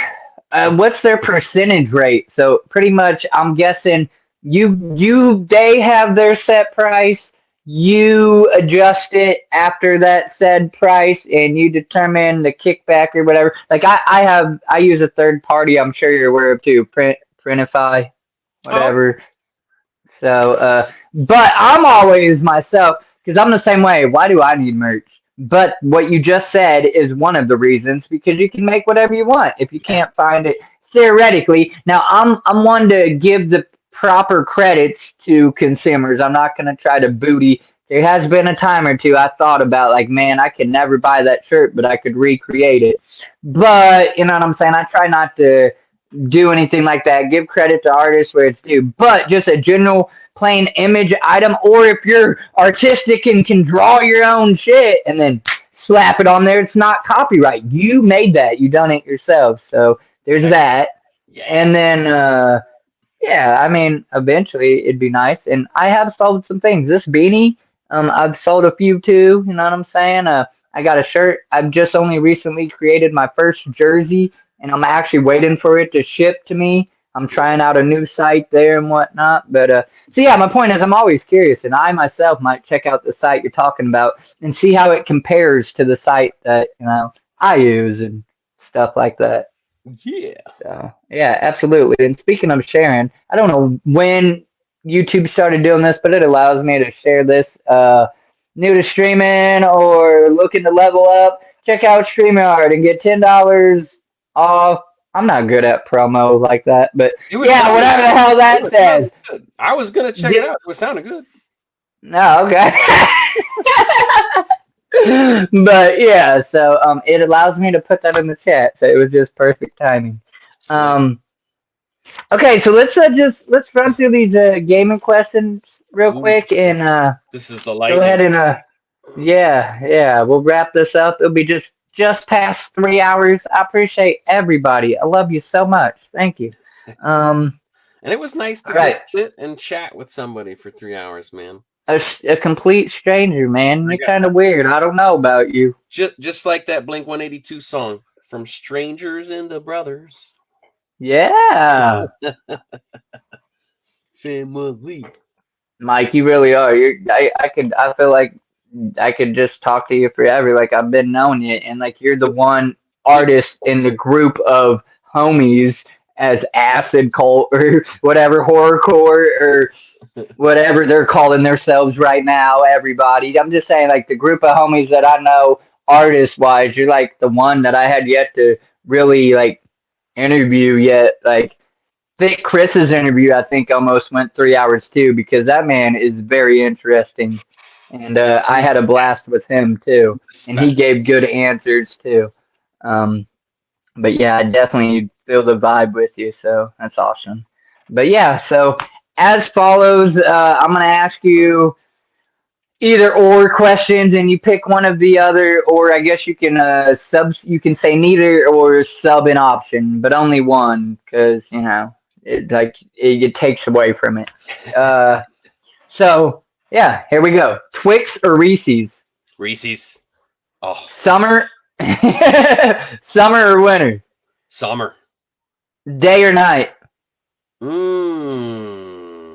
Me, I'm not a morning person. Unless I have a package coming or I have to get something done, you ain't catching me in no morning. Except like recently I was on third shift and I get off in the morning, but I'm ready for bed even then in the morning. So Dude, I'm more of a night owl. That's what I mean, really. I was definitely always more of a night owl, and now I'm at this age where I often find myself crawling into bed at like 8 o'clock. You're getting old, and then you're gonna get up early at like 5, 4 in the morning and start your day with coffee. Let me creep you out even worse. I crawl in bed around 8. I get up at 3 a.m. to work out. Oh! I work out for like an hour. Now I've only been doing this. This is 10 weeks. Yeah, 10 weeks deep, and it feels good, man. I feel like I'm getting younger. I started slamming the Fagos hard for a little while, and all of a sudden I look down and I'm like, "What's this?" And so then I finally hopped on the scale, and I'm like, "Fuck!" There's 40 pounds that was not there. So that's why. So now I'm 10 weeks into. Okay, I'm sweating every morning. I'm lifting. So day and night, all fucking day. Okay, all right. Truck or car? Truck, but like SUV. Okay, that works. Yeah, you get the best of both worlds there pretty much. You can haul something but still not be as If I don't you know. see me getting in a really big truck, you're just gonna think my penis is really small. But if I get into a Honda Element, you're like, that guy probably has good music taste. Yeah. You're not even thinking about my penis size. You're like, oh, he's probably likes good music. But the big truck, you're instantly like, oh, he's got a small dick. Yeah, he's compensating. That's awesome. You and Mrs. Tech are going out on a date night. Is it movie night or roller skating? Ooh, grocery shopping. He just got all adult on his post. He said, "No fun. Our date, we went and got some groceries." So that's what we really do. We used to love the movies, and it's just not the same. It's just not the same. What about roller skating? You ever go roller skating with her? You know, she was just saying last week, she said, you know, when we were kids growing up, we always had skating rinks around and people would go to the skate rinks. Friday nights, Thursday nights, boy. Shit. And I got a pair of rollerblades right here. I was not, you know, skateboarding was cool. Rollerblading and grinding the rail was cooler. So I was always telling her like, oh, we should get back into rollerblading, and she was like, absolutely not. And, and I was like, all right, well, I'm gonna do it, and she was like, absolutely not. And like, it forced me to think about it. I was like, why not? And she pointed out, you know, the dumbest little fall. Even I could fall out of this chair and break my arm, and then I'm not able to drive that yard truck for however many months. And I'm like, ooh, yeah. But I was still like, nah, fuck it, I'm indestructible. Well, one of my buddies at work, he got the rollerblades too, and he was like, we gotta go skate. And whatever day it was, I'm like, oh, dude, I can't make it. Motherfucker would just hit a pebble, skating flat, and fell the wrong way, broke his wrist. And I'm like, damn. I haven't seen that dude in a while. And I finally bumped into him, and he was like, oh, yeah, he had the cast on. And I'm like, shit, it can happen. So I'm a little bitch. I bitched out. I ain't put the blades. I've been thinking the same thing. I'm going to buy some and just freestyle skate around town. I'm not going to do no stunts, no tricks. I just like skating with headphones in. But you can still fuck around and I guess go, but, I don't know. You only live once, jeez. YOLO. Quit ruining my dreams. No, I get it. You got to be responsible. Okay, pizza or pasta? Pizza. All right. The next two are for your fans. They're actually kind of tied together. Chicago deep dish pizza. Ooh. Not New York? You're like up there by Boston? No. Right, like so I should like the New York because I'm so close. I think the reason I like Chicago deep is because it's so far away. Like, so Uno makes them frozen, but really the best place is Geno's East. Geno's East. Okay. Like, so you can go to Chicago and go to Geno's, but you can also go on Geno's website and they'll ship it frozen. Oh my God. I don't know. I think because you can't get it in Pennsylvania. I love that. Right. Chicago. Right. All right. That's awesome. For the fans. Yeah. Facebook or Instagram? Which are you most active on? You know what? I just figured out how to tie the two together. So it's kind of like it's neck. Gonna be both. Yeah. But I used to always like Instagram more, but I feel like as many people try to say Facebook's dead, I feel like Facebook finds more eyes and ears that so to anybody wondering, don't ignore Facebook. Fucking keep throwing shit on there. Right, you can keep hating on Zuckerberg because he's a bitch, but Facebook, if you're any kind of in the spotlight, your livelihood, whatever depends on it. Even if it doesn't depend on it, like me, I know this doesn't pay my bills, but I am a digital creator nonetheless. So in order for me to get the most seen, it does come from Facebook. Yeah, and you never know, dude. It could just be typing a status. It might not even be a photo. You could just be typing like a 2-sentence thing, and it might hit the right person. Right. TikTok or X, or formerly Twitter. Ooh, which one? Definitely TikTok. Twitter. I always thought Twitter was kind of just boring. I don't know. Weird. Yeah. Now it's pretty much like a glorified porn site, but I didn't say that. I'm only on X for Ouija, pretty much. Like I created my Twitter account like 15 years ago and never touched it. And then in the last 7 years of discovering Ouija, I wanted to follow him on everything, and I found out that he does post a lot over there. So naturally, I post, I start becoming active. That's the only platform he follows me on is Twitter or X. So that's probably that would be my sole reason why I wouldn't delete it ever.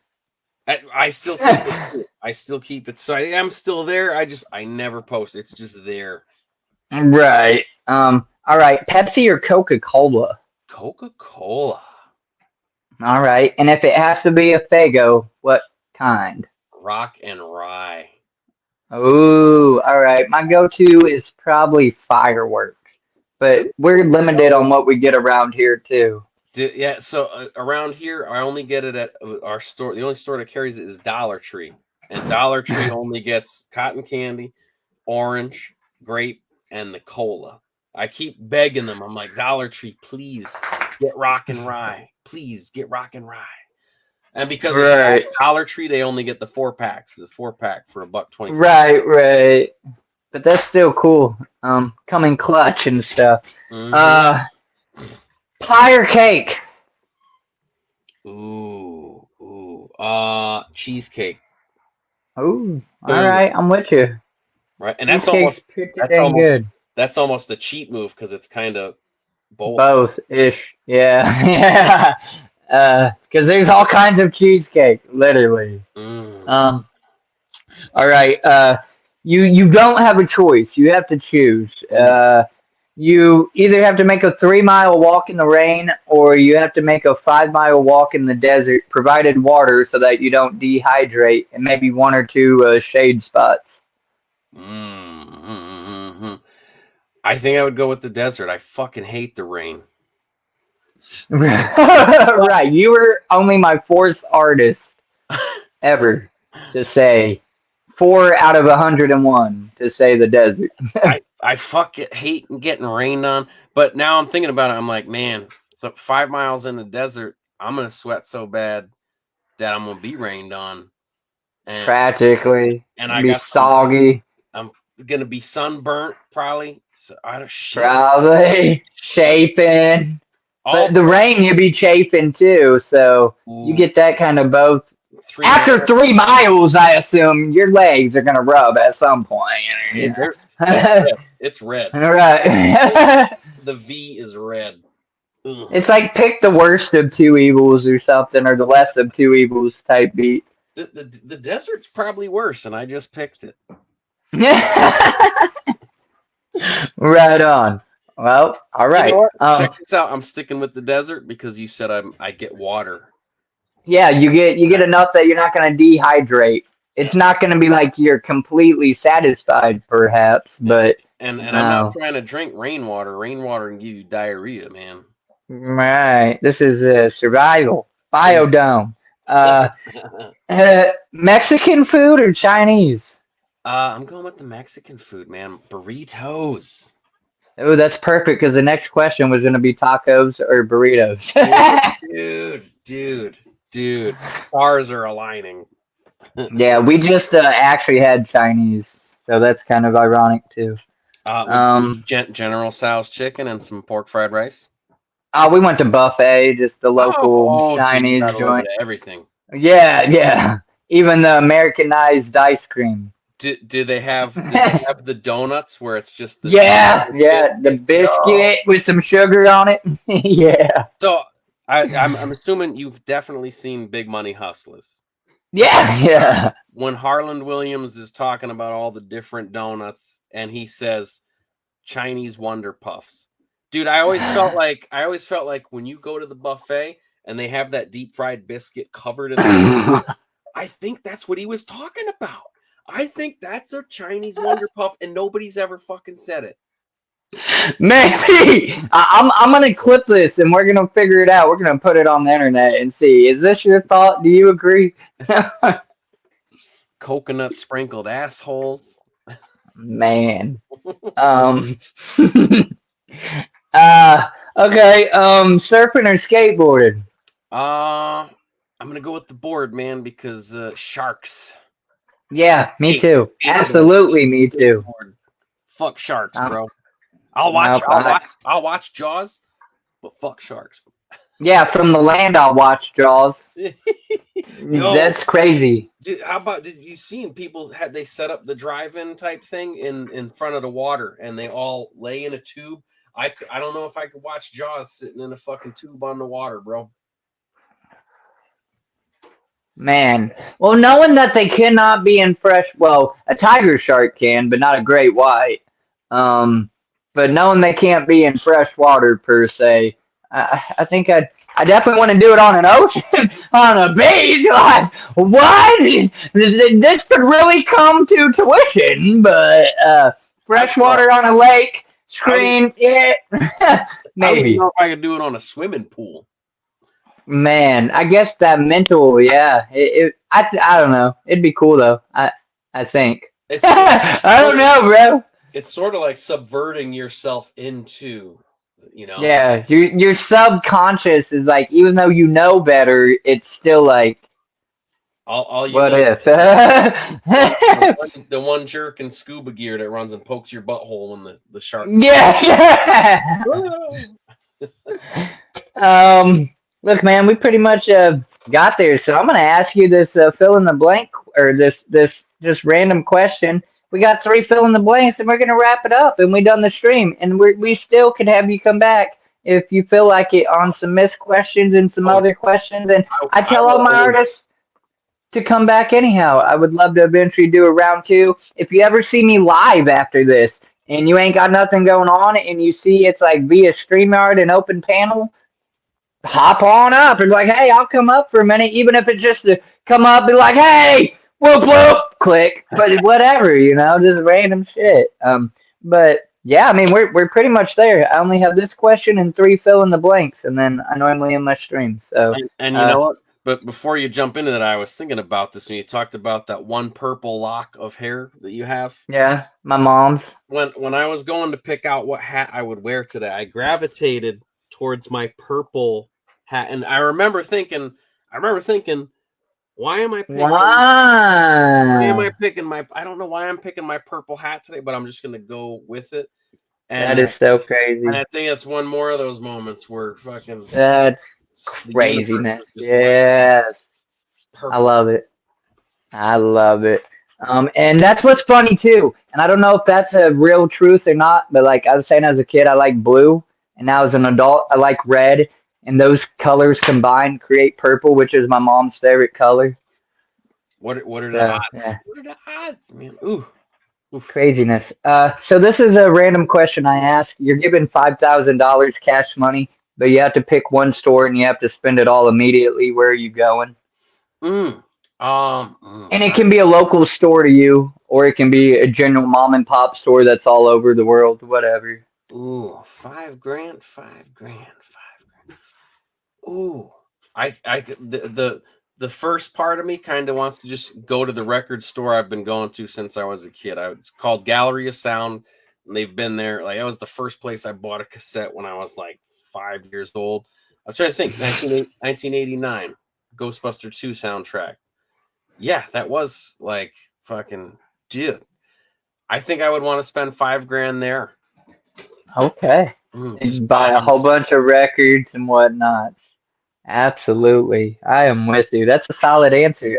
Most artists obviously come up here and say somewhere like that, but for like sound equipment or whatever. I've interviewed a few female artists that have actually said like Walmart and diapers for their kids. That way they can invest their money that they make more on their art, craft, whatever. Like, I've had some really amazing answers too. Now I'm wishing I said like the guitar place, so you can finally get that $5,000 Ibanez guitar.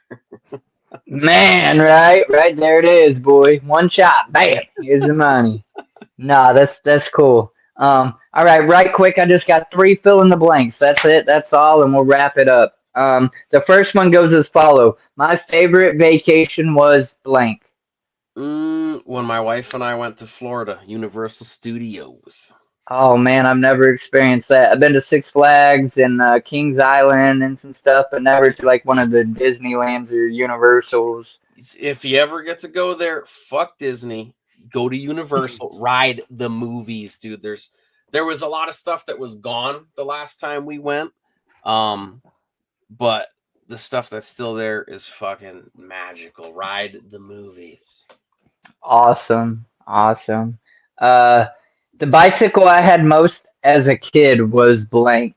Oh, dude, I had a Mongoose. It was an old Mongoose BMX. So no, it didn't have the pegs for the tricks. It was just a Mongoose BMXer, and it was passed down to me from one of my older cousins, and I just kept that thing forever.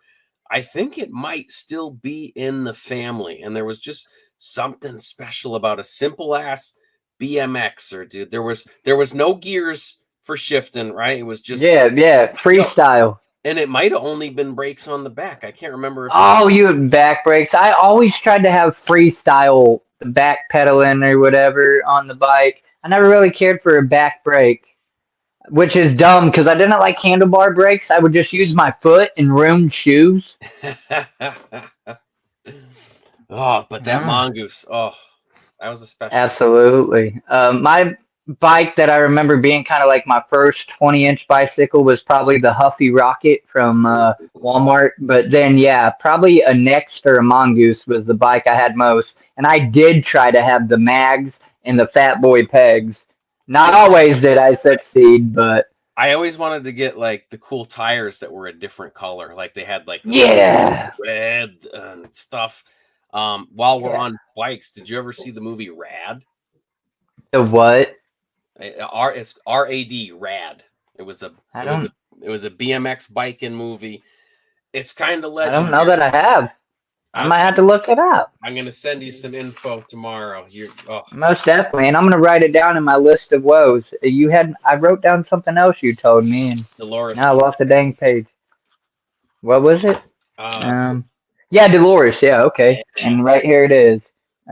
So rad. BMX movie. Rad. BMX. Yes, absolutely. Yeah. I never owned, but obviously, I always inspired to have a freaking Haro or something like that. I just never could afford one or whatever. That was too expensive for us. But yeah. And I end it with I don't know. I have a few questions that kind of tie around to it, but that's just because I love nature and whatnot. But the best part about the beach is blank. Ooh, the smell of a good clean beach. That you smell that salt water. Okay, and that's even freshwater or salt. Normally, I say, but that makes sense. I started to say the smell. I don't think nobody said the smell. That's a first. I think about the beach, and I had an aunt that lived in Florida growing up, and so that beach smell to me, and also part of that beach smell is the sunscreen. And yeah, it really is. But all of that stuff, to me, it was like, this is what vacation smells like. I'm not going to school for a week. So yeah, that's what I think of when I think of the beach, the smell. So I expect a lot of people to, and quite a few of the artists instantly have. Most people, when I ask that, they cackle and then they say bitches in bikinis, which there's nothing wrong with that one. I'm with you, playa. But that ain't my favorite. That ain't my favorite part. Like me, if you would have asked me 10 years ago, that would have been my answer.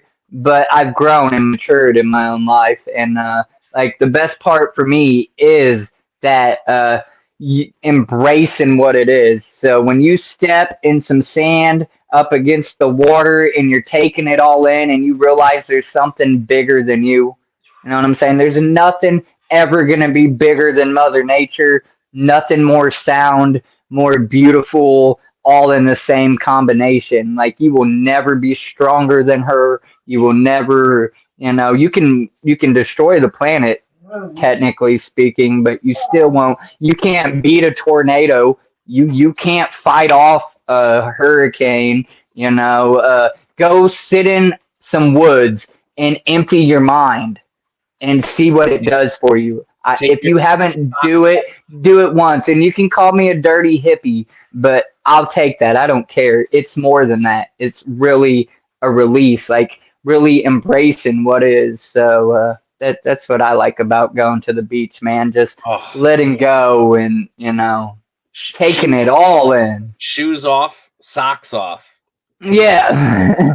Toes in the sand, damn water, whatever, boy. And just like you said about the woods too, you can do same thing. We call it grounding, and that's one of the other reasons I fucking hate winter, dude. I tried to do some grounding in the winter. I went out and I tried to stand barefoot in the fucking snow. But in the summertime, or the warmer months, almost every day I come home from work, I try to get in 10 minutes just standing barefoot in the grass. And I don't even get to do that. That sounds beautiful. Dude, all you really need is like 10 minutes of just breathing barefoot. Yeah, there is really something about grounded earth. You ain't even got to believe in conspiracies. Like there's almost scientific proof that when we take our shoes off and connect with grass and just the dirt and just kind of just relax, just take it in, it really does do something for you. I'm not saying spiritual. I'm not saying, but it really does. Natural energy. It regulates. Right. Yeah. So, and last year was the first year I started doing it. And like I said, as soon as it started getting really like below freezing Pennsylvania, I was like, oh, this sucks. I can't get my 10 minutes in. Man, See, yeah, no, I'm good with you northern states. I have a cousin that lives in Minnesota. Fuck that, bro. No, crazy. They fucking Uh, they fucking got snow in the name, Minnesota.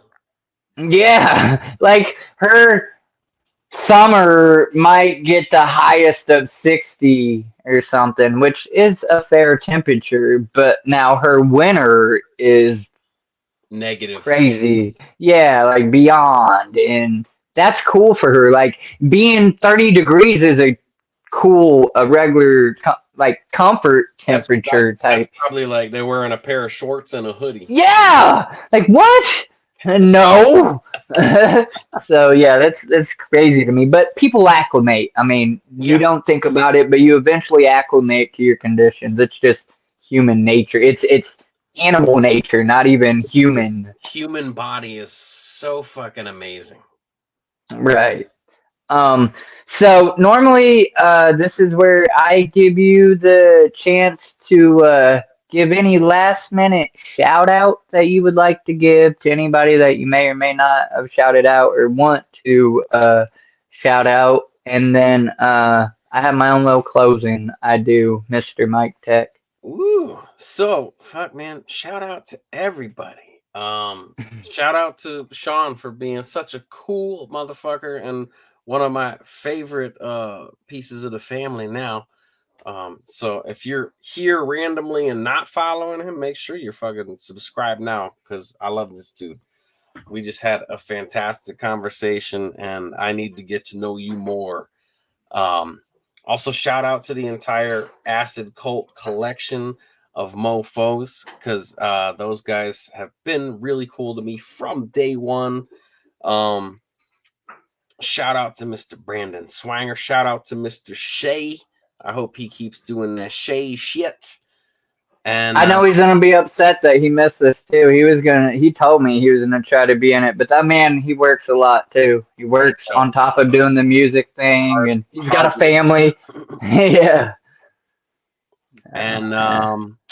and Tunaka is coming up in July, and I'm gonna be there. So Absolutely. And that's where at? that is what's it? The Sound Factory in is it Battle Creek, Kalamazoo? Yeah, Michigan. I got the flyer. I think I got the flyer. Boom, boom.